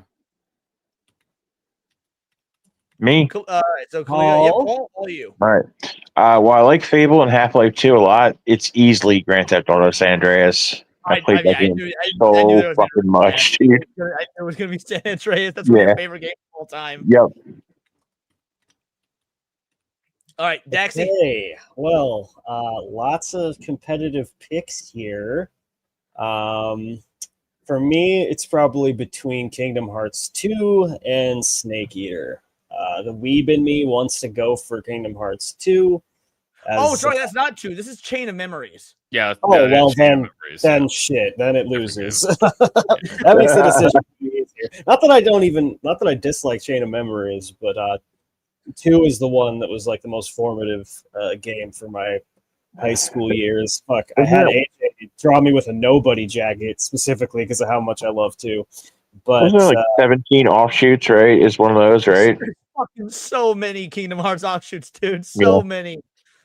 The And remake. they all suck, by the way. Every single. I'll be real, guys. There's one good Kingdom Hearts game, and it's 2. It is. That's Kingdom Hearts not 2 is the correct. only good Kingdom That's Hearts not game. correct. But we'll move on from that point because Snake Eater for me is the one out of all of these that I would replay the most. It's got the most robust mechanics, got the fucking coolest moments. Like, God, so many good boss fights in that game. It's just legendary. All the animals to eat. All the animals to eat, all the grenades to throw, all the chaff grenades, all the big ass ladder scene where the fucking song plays. Oh my god! All right, what about you, Serranos? I'll go with Pikmin 2. I love Pikmin and probably have Battlefront as I've my never played a second Pikmin one. game.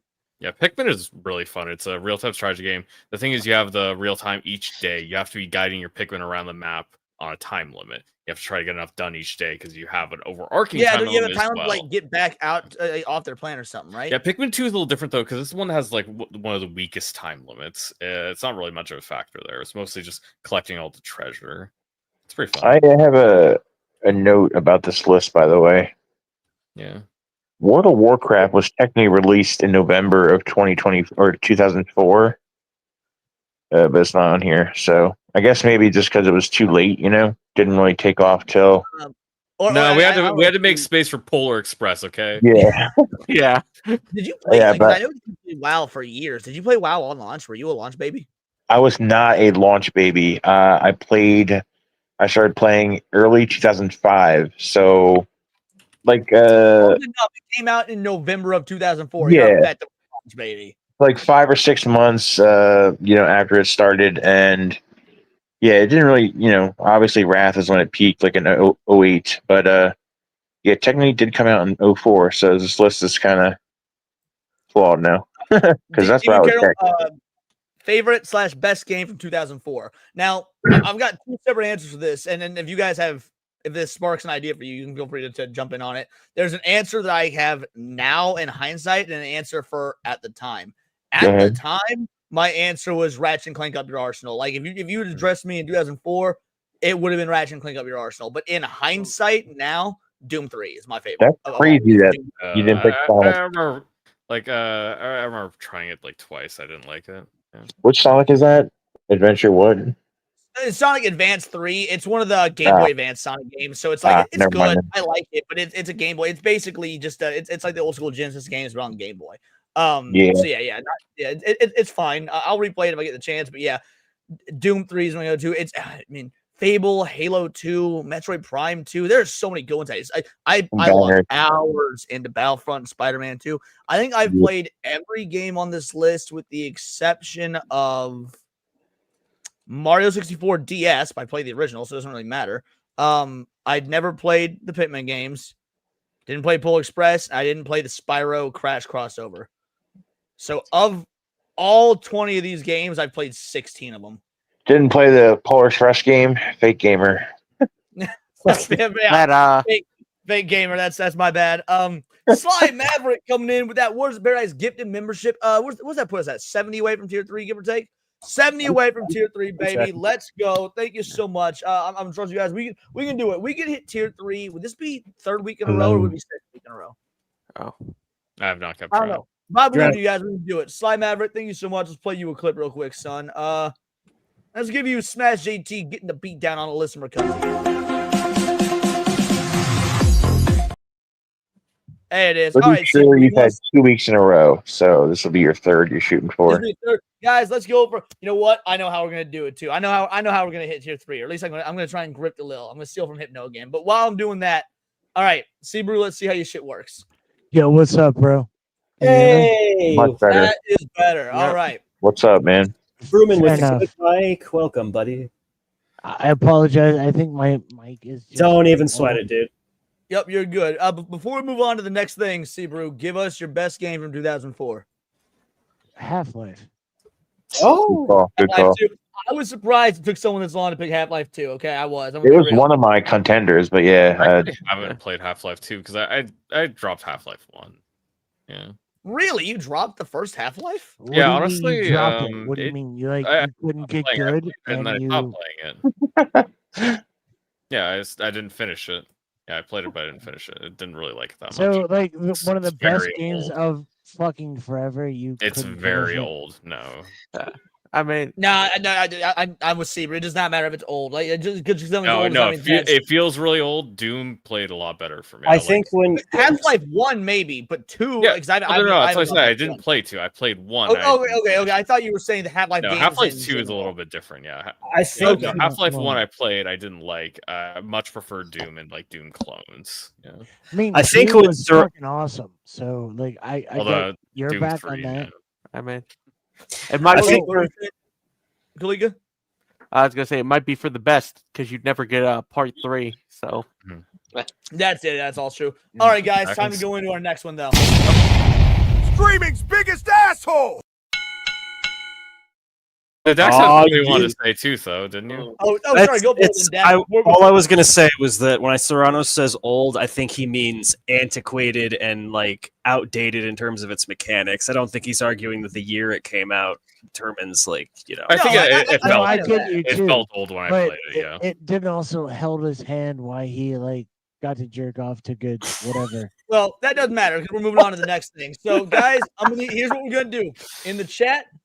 I'm gonna use these super chats for for who you think is gonna win this WWE style tag team fight.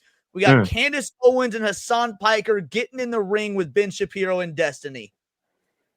Hassan Piker easily. Hassan Piker easily. Hold on.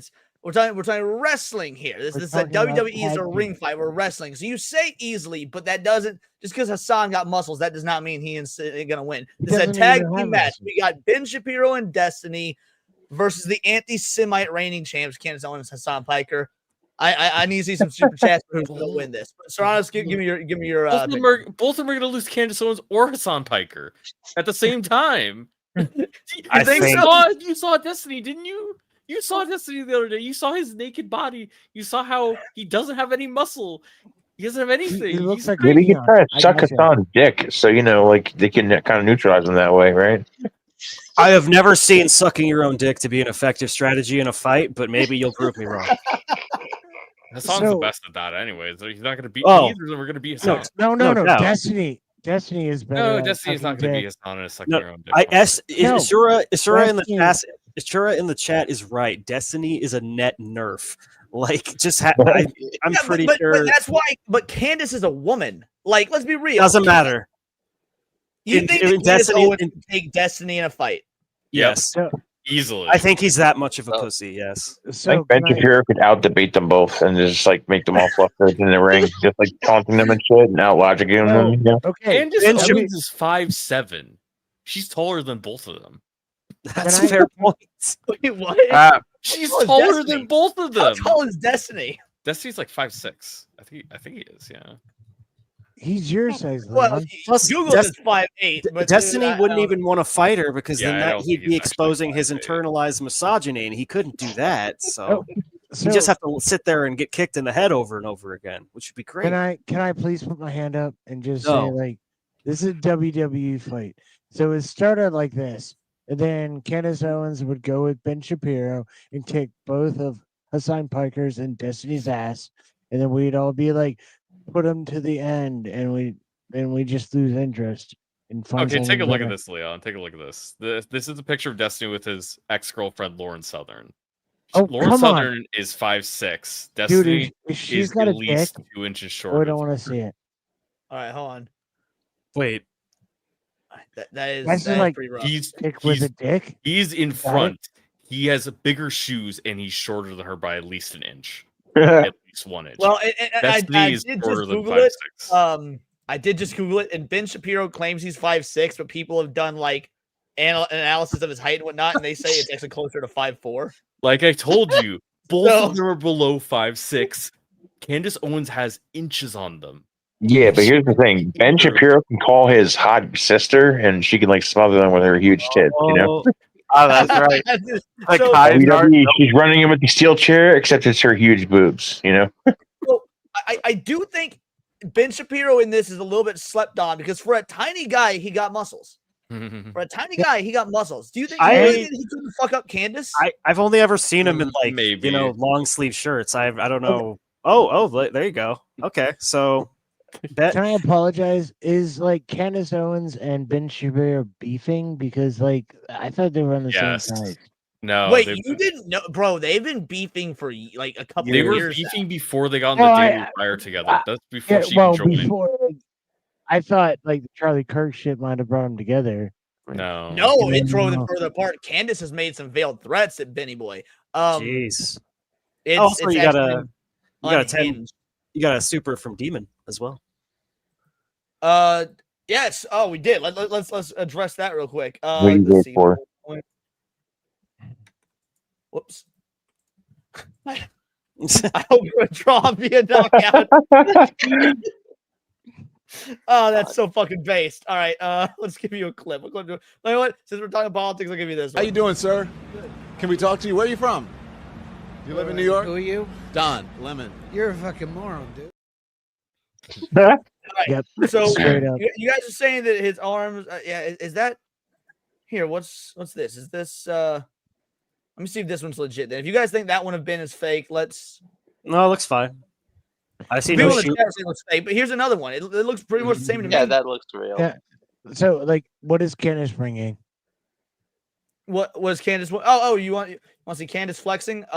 Yeah. Come on, like, Find out. Vrooman wants him some spank material for later. no, wait, no. So you are fucking Ben Shapiro. No, I'm Dad. not. Oh, You yeah. can't prove that. What's that? Have you all been in the same room ever? Jeez, I mean, come on. Oh yeah, I'm kind of No, buying this. I'm theory talking now. about proportional size. You know what I mean? Like Dax Okay, so is I Ben can't Shapiro. find anything of her like flexing, but I will say this is her body composition. This is her in a sleeveless Yeah, shirt. yeah. she's Dax getting will fucking take her on decked. a second. Yeah, she'd be decked. Yeah. She'd be daxed. She'd be daxed. Sorry. But she's black. Yeah, She so is that means she black. knows how to scrap. She definitely knows how to scrap. She black. So she can like do the zigzag and snapping her fingers thing. You know. She pulled out the race You card. don't and really have shit. much hair to pull, but Destiny does. She could definitely pull Destiny's hair. How long until he starts You know- to suck her, or tries to suck her dick? You know. True enough. But the best thing, Ben Shapiro would literally just step outside and watch them all fight. I mean, like my That's a belief, my loss, thought, though. because Ben Shapiro's No, interviewed it's a lot of not, UFC fighters and because stuff. then- I think that Ben might have some moves. I think that like in the ring, Ben and Hassan, like how tall is Hassan? Let's see. Hassan's like over 6 feet tall. Yeah. Oh, really? So he got a hell of But reach advantage. I mean, maybe No, not he's- over, but he's definitely like at he's least a chicken 5'10", wing minimum motherfucker. 5'10". Oh, it says he's 6'4" on Google. That's what I said. Like Dude. at minimum, I think he's like 6'5'10". Like that's the shortest he could be. I haven't seen him compared to other people, but he's not. Whoa, he is deceptively tall. He's always sitting. You know. So. Yeah, hold on a sec. The best part about large people as This a is small his. This is person, from his Instagram. you can take out knees really quickly and Yeah, fucking do Hassan's a shit. tall guy. Yeah. Yeah, You okay. can Hassan's easily, deceptively like- tall. That's what I said. Like Hassan could easily beat both of them. Like even if he doesn't know how to fight, like come on, he's just too big. He's too much bigger than they are. I mean, on the other hand, Hassan doesn't really. That's Reed Hook's comment. This is amazing. You want me to do it? Yeah, go for it. let's be real. This wouldn't be the first time we ever saw Jew in a martial combat So against this something. would be the first time. Yeah, let's be real. This would be the first time we ever saw Jew in martial combat against something that wasn't a child. That's fucking great. I want to see Tetone versus San. I would love Tetone versus San. Yeah. Alrighty. What else do I have for the additional hour? Give me I one. would I would pay for Tecto versus Hassan. 100%. I would pay for Tecto. To be fair, Hassan is famous for like dodging fights from people. True. If you ever noticed. He even got Charlie Kirk killed before he could debate him, you know? Oh shit. That's based. Okay. So the Duffer Brothers want to continue making more TV shows with long release gaps like Stranger Things. If TV shows come out every year, it's diminishing return. I like the buildup. Agree or disagree? Disagree. Sorry. No, you're good. I don't know if sorry, we really Sarah. need. What are you saying? No, I was just gonna give us your opinion first, Ron, Yeah. and we'll go down the line. I mean, I don't really think having long release schedules actually makes TV better. I haven't really seen Agreed. that borne out. Well, like, look at anime. Like, look at anime Hold on. right now. We'll get to you, Steve. Hold on, Steve. We're going down the line. Dex. I apologize. I apologize. Yeah, shut the fuck up, Sebrew. So wait. Sorry, I fucked up something on the back end. What was the question? The Duffer Brothers want to continue making more TV shows with long release gaps like Stranger Things. If TV shows come out every year, is diminishing return. I like the buildup. I can agree with that. I mean, I wouldn't even, from my perspective, it's the buildup of the audience you want, and it's the freedom as a creator to make shit that's good and have the time to redraft and make sure everything works. So on the surface, yeah, I don't see anything wrong with that. All right, Paul? I disagree. 18 months at the most. Like, Jesus, they used to... And nowadays, like, all these shows, like, 10 episodes anyways, you know? So it should be done quicker than when these fucking shows all used to pump out 22 episodes a year. Yep. I know exactly what you mean. Also, And, you like- know they aren't working on it year round. Exactly. And, like, the fact that they, like, it's been, like, what, like 3 years since the last part? Like, they had to literally introduce a time jump to, like, because all the fucking actors have all, I went to say skip and jump, so I kind of, like, fucking just put them together. Yeah, all the actors, like, aged out, you know? It's ridiculous. Be quicker about it, Jesus. All right, what about you, Kalika? I'm fine waiting longer for a show. You know, if it's 2 years between a show, I don't care.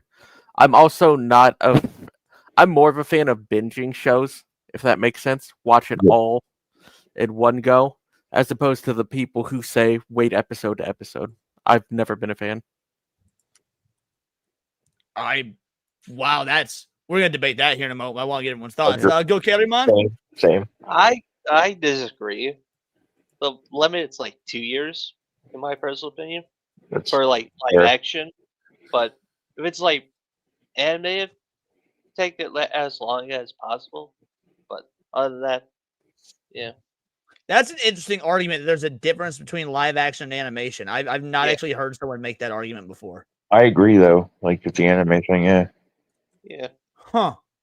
That's my I disagree. But all right, last but not least, then I'll give my thoughts. Sebrew, what about you? So I actually love the way you form this. Like there was a global turnaround on how amazing fucking Soul Leveling was taken on. And they said, hey, we didn't secure an anime studio to produce us, so we might not have years to come out. But guess what? They turned it around because they got that money and they doing it again. So guess what? Y'all fucking wrong. They need that shit. They need the people within, like, they need the hype. No one can lose the hype.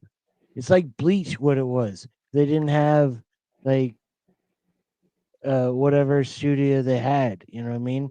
Like, you got to keep pushing out the material.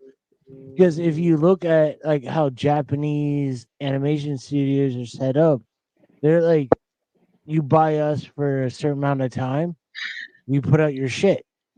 But if your shit comes back hard as shit, guess what? You're gonna need us again.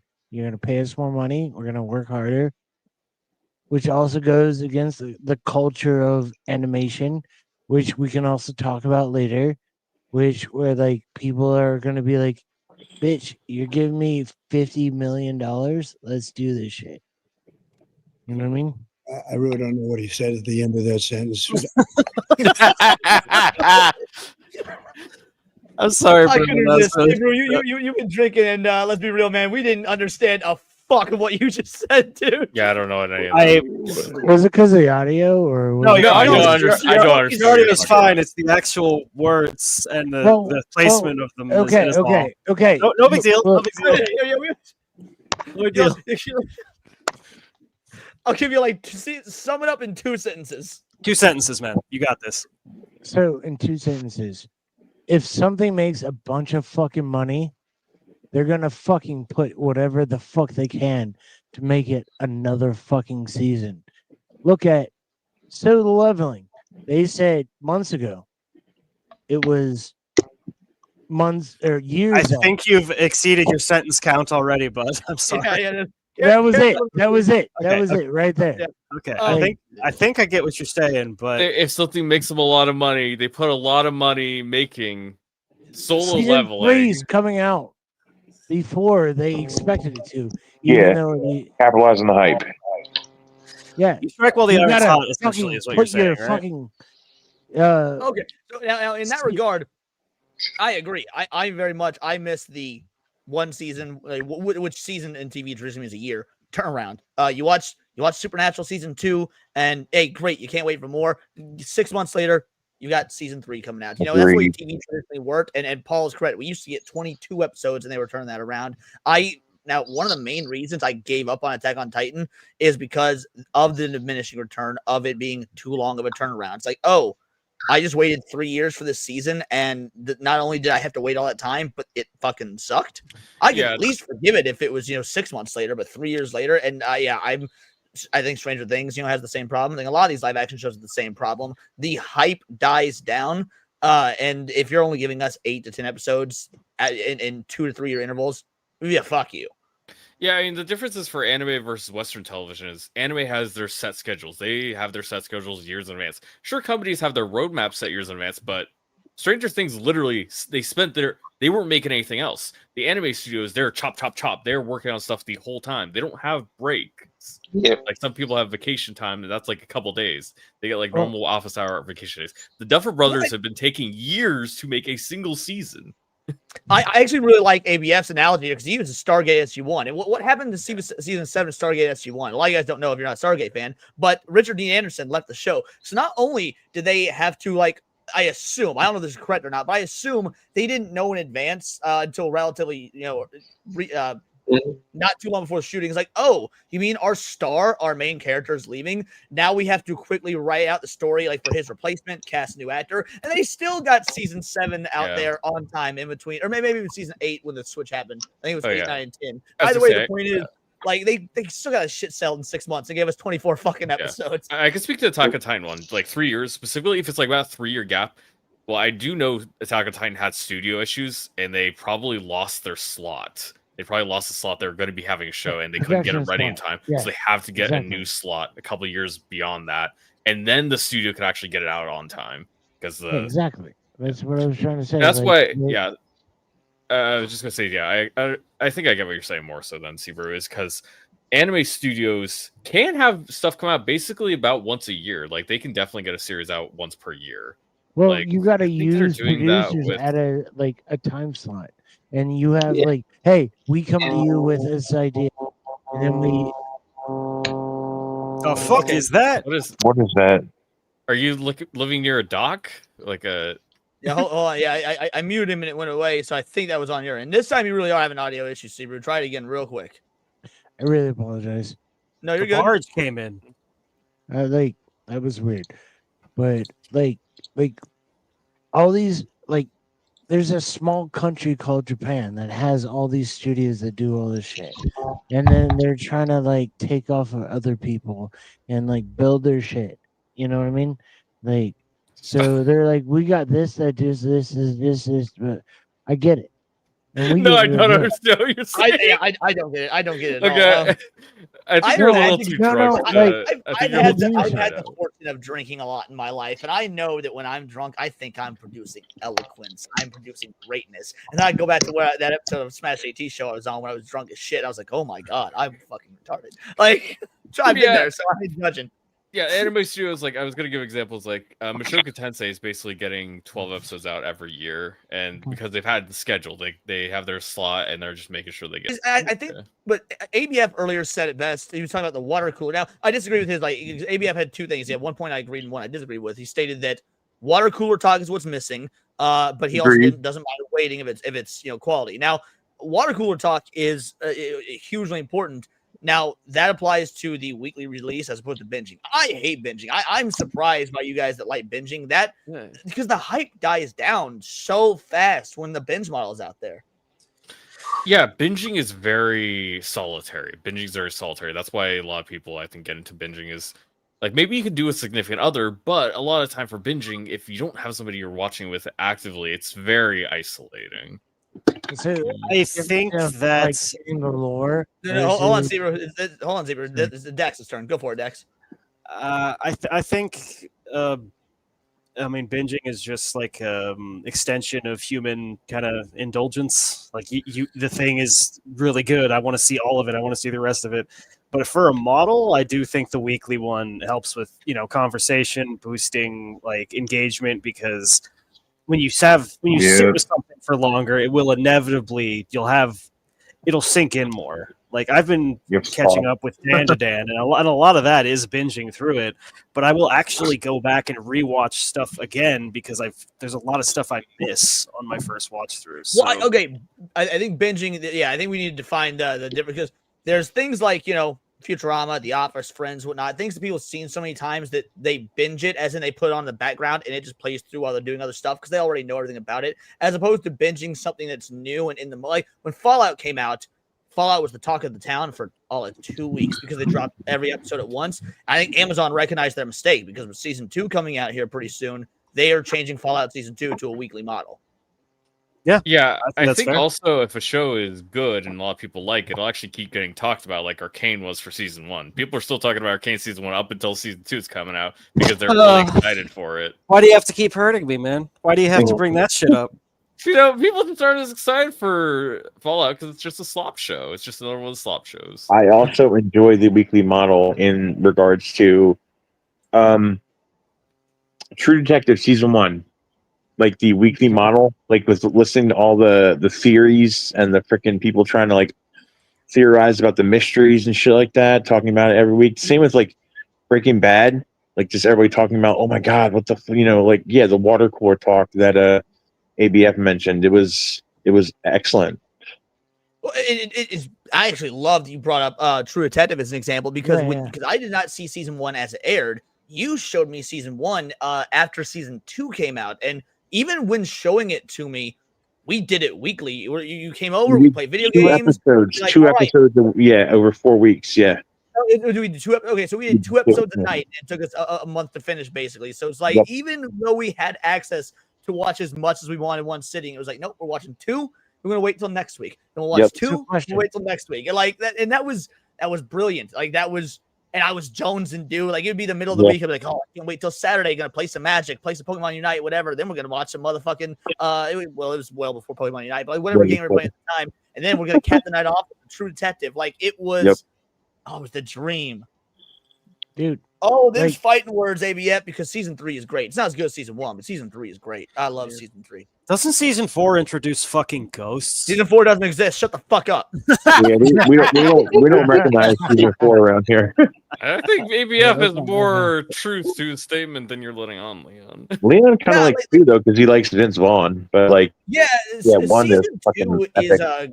In isolation, season 2 would have been a fine show. It's the fact that it has the name True Detective attached to it. It's such a drop off. Like season 1 of True Detective is the best first season in television history. Yeah, since it's an anthology and every single season is a different story, you can get away with that. So season 2 is is just good. It's just good. But if you're following up the greatest season 1 of television history ever with just good, it is a massive drop off. Season 3 improved wildly upon season 2, but it still didn't hit the highs of season 1. Agreed. Who directed that True Detective? Nick Palazzotto. Yeah, Pazzolatto. Yeah, Nick Pazzolatto. Creator, but no, wait. He didn't direct season 1. That was that. He wrote it though. Yeah, he wrote. Fukunage or something. That's what I meant. He's really he was. Nick wrote it and produced and stuff like that. But Kari Fukujawa or the fuck his name was, he directed season 1. He did a freaking great job, dude. That tracking shot in episode 3. Oh, that one scene in the project. Holy shit, dude, that was so good. He's making a new show with Matthew McConaughey, from what I understand. Nick or Nick. Japanese? Yeah, okay, interesting. But like the reason I'm more of a fan of just straight up binging is, you can even treat binging if you want to by a week to week basis, in my opinion. But I mean, that's not binging, man. But like I find that if it's a good show, it'll be good regardless of whether or not. My whole system's fucking up right now, so I'm gonna trust Ronaldo and Daxnar to run the shit while I'm trying to fix this. Run what now? Don't worry about it. Sweet, thanks, man. But I find if it's a good show in general, like it'll be good regardless of whether it's binging or episode to episode. I pretty much. I think that's right, but as far as the question binging of like, is multiple and it's in a row, like I can't do it weekly and call it binging, you know? Yeah, but I shouldn't. You go. Sorry. I was just gonna say, like, it depends on the show too. Like if it's a slow building show and you see it for like first 2 episodes, and you're like, oh, this is supposed to be like the summer special or something, or the winter special. And you see the first 2, and you're like, oh, they're not that good. well, But then, here's a question for y'all. Here's a query. Would you prefer to watch Breaking Bad weekly or binge it like 10 plus episodes at a time? I've done I'd rather both. not watch Weekly. Okay. Yeah, I think it is just. So I think we're kind of coming around to the weekly model being superior now. I like the weekly model. The thing I don't like is the TV model of 40% ads. That's what we actually don't like. Well, That's yeah. the actual I hate that. Yeah. That's 40K bueno. national. I mean, it might just be weird for me. I do like the ads.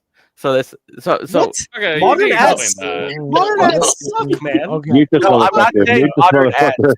If I'm watching an old show, I want it as close to as it was when it was airing. With ads. Well, No. actually, Soranos, I'll actually stick up for this in one instance, and that's the channel that uploads like old Toonami blocks, and they'll have all the commercials in between.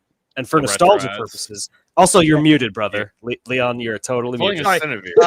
I got everything fixed. It Dax seems is like not I muted. agree with Dax on this one. There's Hey. a particular channel on YouTube that that's what I do, dude. I pop it on. It's the entire 3-hour block recorded in one sitting. So you've got all the time sequences, all the commercials, all the shows, but it's a unique case that's the case that I like that. Yeah, it's a nostalgia case. It's A like time capsule, yeah.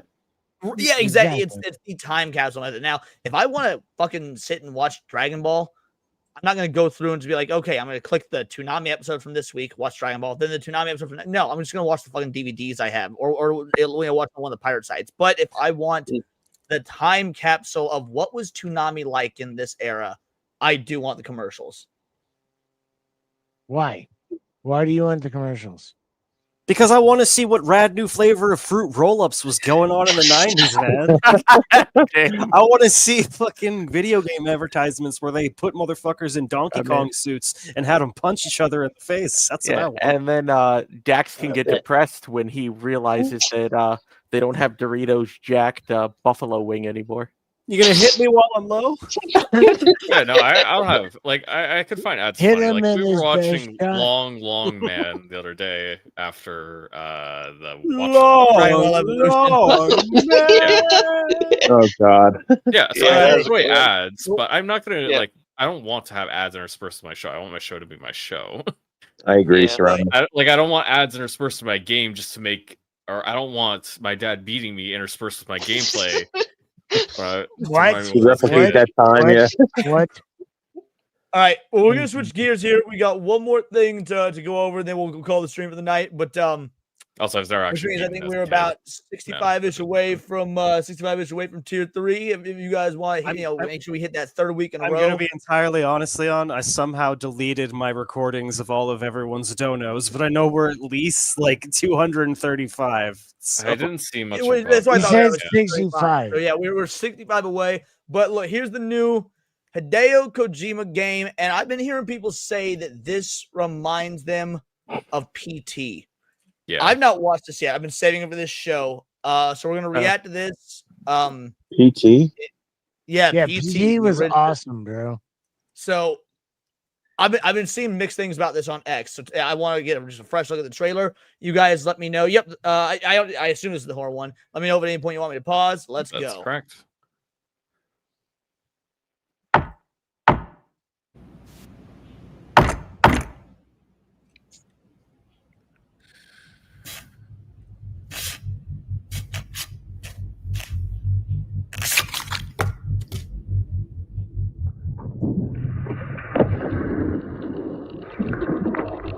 Can I ask for a second? Leon, What's up? What's up, Seabrew? like, have you ever played PT? Yeah, that's why I said people are saying this is like the revamp of PT. The reason I'm excited for it is because I was a huge fan of PT. Yeah, References are right there in the opening. Yeah, I apologize. You're No, good. I You're good, I man. haven't seen you play it, and like because it doesn't exist anymore. Yeah. Hey, Exactly. Leon, No, PT playthrough on the gameplay channel win, bro. I mean, Actually, Gameplay it's funny you channel say dad. that because during Halloween, if I can find out how to get it working, there is a Doom mod that is an entirely functional remake of Oh. PT from the ground up, and I do plan on playing that during the Halloween season on the gameplay I channel. mean, all right. Isn't Yeah, there that yeah. other All one, right. My House as well? Wasn't there another one? Oh yeah.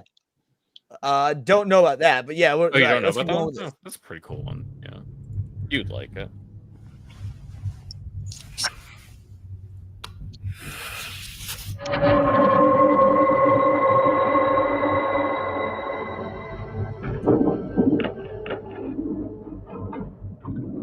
This building was redacted. A 3D scan of redacted found in redacted. And then redacted were redacted. Then they were found in a sinister ritual. They didn't fully censor it, so. you Oh, I probably hate figure that. out I what hate is. that tiling. The tiling is ugly as fuck. It looks okay. Dax. Yeah. Dax, you'd have that tiling. I would not.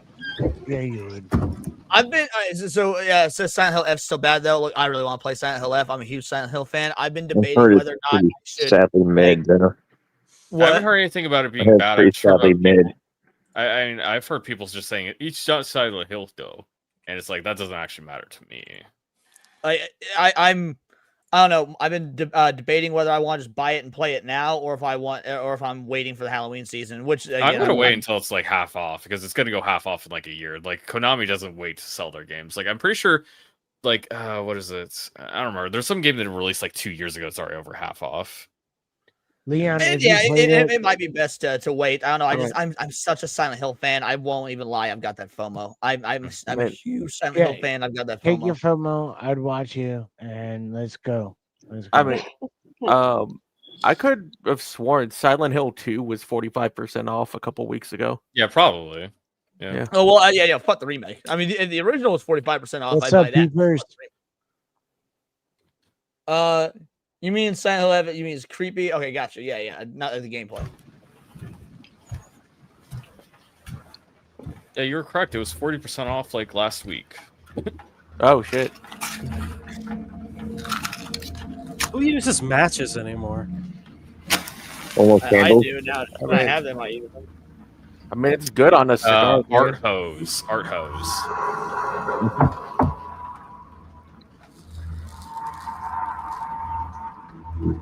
That is the most miraculous match. I won't lie, I did not realize that was in the game for a moment because my downstairs neighbor has a baby that cries all the time. And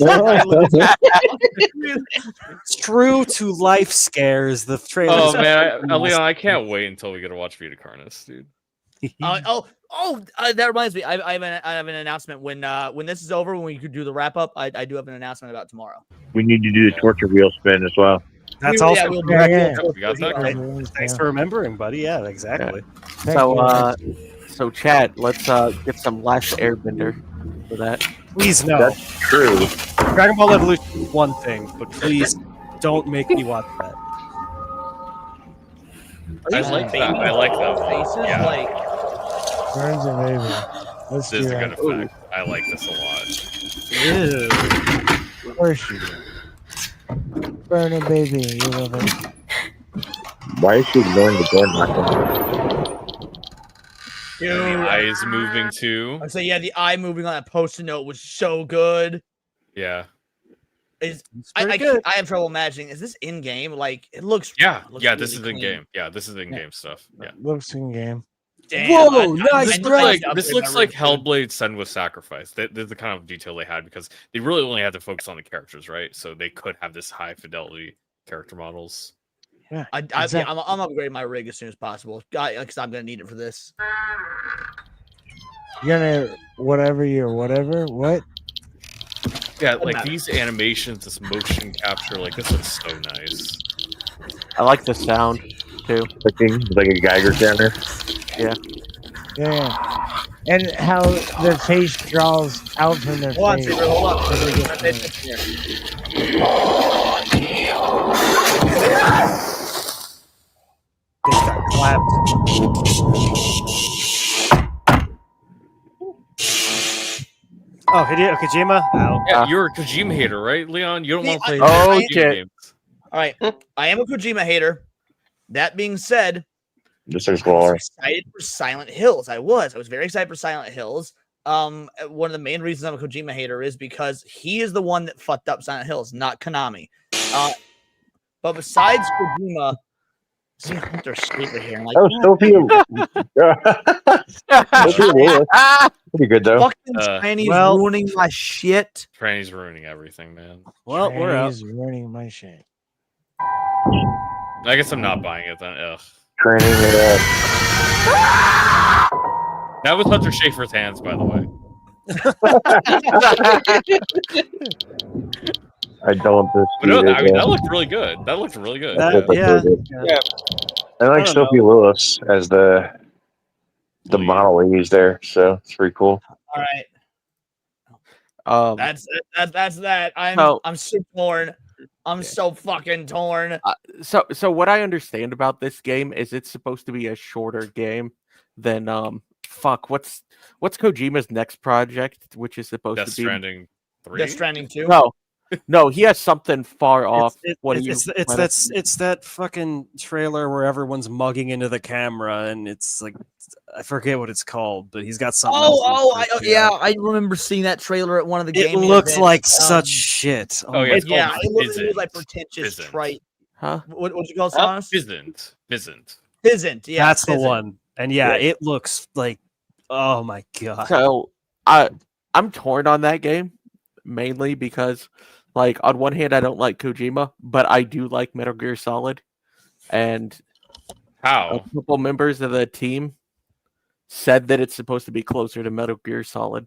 Wait, no, how do you dislike Kojima? Do you mean Like personally? I dislike how everyone fucking says everything that Kojima makes is golden, and I fucking hate Death Stranding. Well, I mean, that doesn't have anything to do with Kojima, though. I mean, do you dislike Kojima? Do you dislike the people, his fans? Because I mean, Yeah, if you just dislike like Kojima and stuff he makes, it doesn't make sense to dislike Metal Gear. That is very much Kojima. Yeah, no, it's just basically the fans. Like everyone's like, Yeah, all I his games. dislike Kojima for his game making process. I think his game making process is pretentious. I think that he does things that most other creators and directors and whatnot get shit on for doing, but they give him a pass because he's Kojima. He's weird Japanese man. Yeah. That being said, all right, let's do the Wheel of Torture, and then we'll do some outros, and I'll give a final announcement. So, Wheel of Torture time. I need to let me share the screen real quick. I need to know what is going on it. We'll let chat take priority, but obviously you guys on the panel have some thoughts and whatnot as well. So, chat, we're gonna need a grand total of 10 films you would like to be a chance for doing in the watch party. Traditionally, they're awful fucking films, but you could take mercy on me, and they don't have to be. So It has to be something he's not seen or something he hasn't seen in a while. So yeah, it also needs to be something I've either never seen or have not seen in a while. Exactly. All right, Serrano said Rango. He makes her a fucking psycho over here. Starship Troopers 3. I didn't even know there was a 3. Oh, is this the animated one then? No. Oh no. Twister Fister. Fucking God, he's actually. I've seen the Polar Express a bunch of times, Radnad. So, oh my God, Obi Dean, really? The love Fucking hell, the Love Guru. Man, I hope it doesn't land on that one. Man, the only Polar seen that Express one. isn't the Mike Myers fucking movie. Yes. Okay, Oh my for Polar God. Express, there's like a couple of scenes that are like funny, they're memeable, but like the whole movie's boring. It is not a fun experience in any way. I like the Polar Express. You're wrong. All right. I'm not gonna put Mamma Mia on this list. I've seen it a bunch of times. I love Mamma Mia. I'll put Teenage Mutant Ninja Turtles 3. Oh, fuck you. Is it the Ooze one? Or is it the Nobody else second one? wants to recommend a good movie, Leon. That's why you could just listen to me and you get better outcomes. I put yours on there, Rango. There are 5 Starship Troopers movies with 2 being animated. All right. Iron Sky. I've never heard of Iron Sky, so we'll put that on. Oh, there. you would actually love that one. So, Oh dear Lord. I'm actually pulling for Iron Sky. Oh, actually, Underwater. That's actually that would be a fun one. Actually, I've seen Underwater once, but it was when it first came out. And I don't remember much about it. I do remember like having opinions on it and thinking it was very interesting. But I don't remember if it was good or bad. I remember it was interesting. That's the one with Bella from Twilight in the Cthulhu movie, right? something like that. Yeah, there is a Cthulhu like monster in there. What about Water World? Randall has You gotta do you this. son of We a gotta bitch. put this on there. Absolutely, we have to put that one on there. Water World. That's fucking Costner. Yeah, that's for 9. Did you want extra ones? Well, Peeper says Sorceress, so we'll have this be the last one on there. Peeper put Sorceress on there last time as well and didn't land on it. So, All right, Peeper's committed to the Sorceress. yep, you love to see it. Randall has said, "Oh, we're already at 10, but Randall has. If we hit this number next month, we'll or next week we'll spin again. All right, let's do it. Kitty, Come on, no Emmys, no Emmys, no Emmys, no Emmys. I no feel Emmys, like no Sorceress Emmys. would probably be enjoyable. Yes. Wait, no. What about Thursday? I don't know what that one is. Thursday from 1998. Oh, It was just a to see what we're fucking getting Thursday. into. I'm hoping it's going to be a really bad Friday parody. Has anything? I mean, A former it would lead in, right? an architect's former crime partner shows up with drugs and gangster business, attracting a slew of unsavory characters, and it has a young Aaron Eckhart in it and Thomas Okay. Jane. Okay. that doesn't look bad. That seems like it should be enjoyable. Oh, it's like shit. Oh, bro, box office. It made $3,000. Oh, God. Dude, that's Alrighty. awesome. This is gonna. So, I'm just gonna take a screenshot of this. Paul, I'm going to send this to you in Discord just so I have it documented. Sure. And we'll probably do this next Thursday. Yeah. Thursday on Thursday, everybody. Check it out in the Discord. Thursday. Let's go Thursday. Yeah, exactly, Seaver. We got this. We got this on live.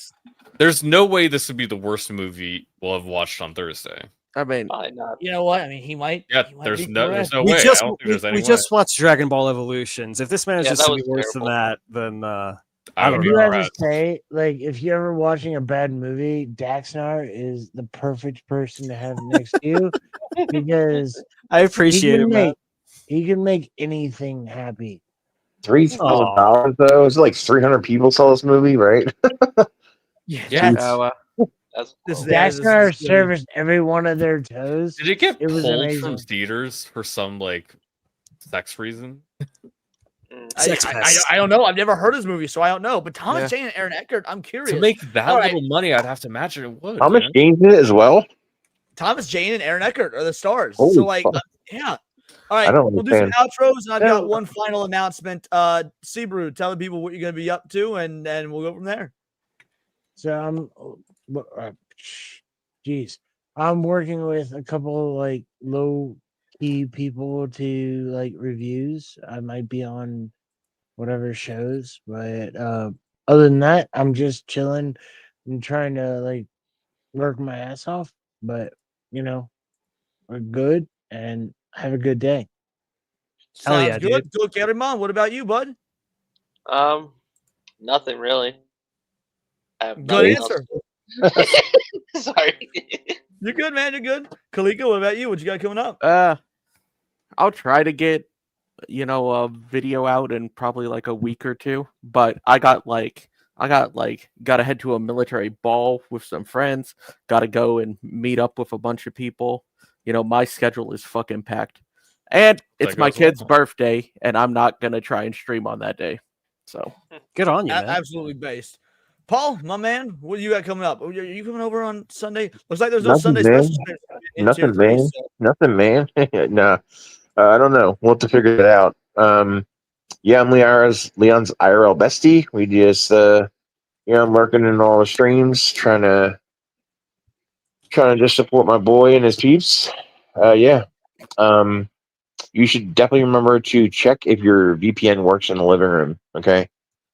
Because there is, I know it will because I have it set up on the X-Mac device. Yeah, because we want to check and see if that Netflix International thing works for the WWE pay-per-views. So yes, good. We missed the WrestlePalooza, which was thankfully kind of, Yeah, I heard WrestlePalooza was mid as fuck. It was there, for sure. But yeah, Crown Jewels in a couple weeks and in Perth, Australia. So should be pretty good. That means we can probably watch that and me not have to worry about missing Hypno Show, because if it's in Australia, it's in a different time zone. So yeah, it'll be like in the middle of the day or something or earlier, and I can't remember, but it's we'll figure it out. Dax, what about you? What you got going on, brother? Okay, everybody, thanks so much for supporting my boy Leon Idol, the reason we're all here. It's been a great one, talking about Betrayus and his unbased takes on Truny Mystique. Truly a great time. Please, Leon, roast him for that tomorrow.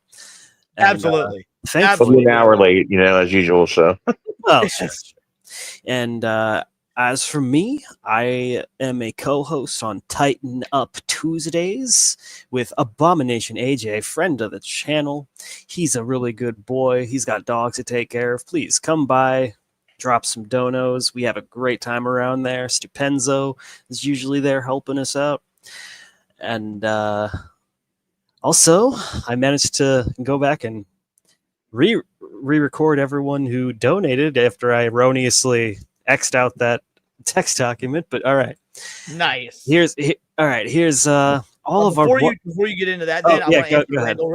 It says, what's the go Discord code? So Discord's for members only. I see that you are a member, Randall. So what you want to do, go to my community tab on YouTube. If you go to my community tab, there is there's a link to the Discord. You click that link and you are just able to get access. Membership is effectively for life. So yeah, just go to the community tab, find the Discord link. I actually updated it yesterday because it only says good for 7 days, but I updated it yesterday, and that is that. So yeah, go take care of that. Thank you so much, Randall. All right, go for it, Daxie. The wonderful contributors who helped get us past tier 2, ensuring we will be seeing Thursday on Thursday. We got Kalika Gamer. Thank you, sir. Gal Karimon, thanks for coming on, man. Please feel free to come on back. Fucking the support's been crazy these past few weeks, dude. Like, really appreciate it. Jake, motherfucking Martin, pillar of the fucking community, friend of the channel. Everyone knows him. Everyone loves him. Marty Tiberius O'Donnell, also known as Adam Reveal. Thanks so much, Beretta. Always good to see you. Demon fucking Carol, our friend from across the pond, Gray, the Merchant, Films Comic Explained, criminally undersubbed, go check them out, Melissa Lord, Randall, Hess, thank you, sir. Brewman, also known as Seabrew 1138. Thanks so much for coming, man. And Drink some water, man. Drink some water, and we love hanging out. Please never feel unwelcome. Yeah, absolutely, absolutely. It's all fun here. We're poking fun. It's all good. It's all in good fun. Anju Main, who I think I've seen Super Chat before, has a Kiryu pick, very based. And last but not least, the Maverick, who is Sly Maverick with the Gifty membership. Thanks, everybody. I'll be back here next week. Y'all know what it is. I hang around this streaming sphere like a strange parasite, and I intend to keep doing so. So please keep supporting the boy. And check out Serranos and his cool-ass anime podcast coming sometime next month. You're muted. Have a good one. Oh, sorry. It's next week, Stacks. Next week. Coming in hot. I didn't ask you if you were available for next week. I did ask you if you were available for like the 4th. I should be. Yeah, I'm gonna have it at 4 p.m. I do plan to have Dax on most weeks, schedule permitting. But yeah, Leon, you did mention you want to come on. I don't know if you're gonna be available. Yeah, you're definitely free. What you said? 4 p.m. Yeah, on 4 what p.m. day? Sunday, PST, Sunday. This Sunday, so 28th. 4 p.m. Sunday. Or no, sorry, 28th. So 6 o'clock. It is the 28th because I didn't realize we already went over to Saturday. Yeah, 28th, 4 p.m. my time, which is 6. So that's 6 for me, I would have time to be on partially, but then I would have to move over to Niet stream. But yes, I can come on for at least the first part of it, 100%. Yeah, if you want to come by, I think it'll probably be over in about 2 hour mark. Yeah. All right, as for me, last but not least, guys, we're gonna be trying something new tomorrow. Tomorrow Saturday. Yeah, we're gonna be trying something new tomorrow. We're not gonna do a lunch hour stream. Frankly, there's not a lot of time for new news to happen between the late night Neon Leon and the lunch hour the next day. It's like 12 hours of difference. So I don't know if there's a Circle of Jerks tomorrow because I know that Zax is leaving to go to Italy. So what we're gonna do is either at some point about 11:30 p.m. Maybe midnight, whatnot. Or if there is no Circle of Jerks tomorrow, we'll do it earlier in the day. We'll do it after SNH. Yeah, we'll do it after SNH. We're gonna try a late night analog horror stream. We're going to go over Vita Carnis live. I actually have never seen Vita Carnis. I don't know anything about Vita Carnis aside from its analog horror. And I'm thinking about changing Saturdays instead of doing the lunch hour, doing analog horror, sci-fi short films, just that sort of weird, creepy, kooky vibe on Saturday nights after SNH, after at least a portion of Circle of Jerks, something like that. So yeah, like I said, I need to figure out the exact time tomorrow. I need to hit up Zax and find out if he's doing COJ. But beyond that, that is what we're doing tomorrow. So no lunch hour stream, but we will be streaming, and we're gonna do something new, something different. People, as far as I know, there's no COJ tomorrow. Excellent. Then we'll probably do it immediately following Saturday Night Hypnosis. And yeah, it'll be my very. What was that? Just see if they'll raid into you. That'd be baller. Maybe Hypno's been raiding into Sheep a lot lately, which is fine by me. Sheep is a smaller channel, so he deserves as well. She just got monetized. That's cool. Sheep needs some grass. Sheep needs some grass, baby. Yeah, yeah. Shout out Sheep. But if Hypno wants to raid into that'd be sick as fuck as well. But yeah, that being said, guys, tomorrow Vita Carnis stream. It's gonna be incredible. And then yeah, videos every day, streams every day. I will see you all then. Thank you so much for everybody that donated. It means the absolute world to me. I do truly appreciate it. For those of you that are unable to, or just like hanging out in the chat, or you're punk bitches. That's okay. Yeah, you're punk bitches. Fuck you. No, I'm joking. I appreciate it. Thank you so much. It means the world to me. It's all here in the Nerdosphere, and I will see you guys. Wait. Bye. I fucked that up. This has been Birds of Paradise, and then you salute. Yeah. I don't know what you think that had us down, but now anyway, dude.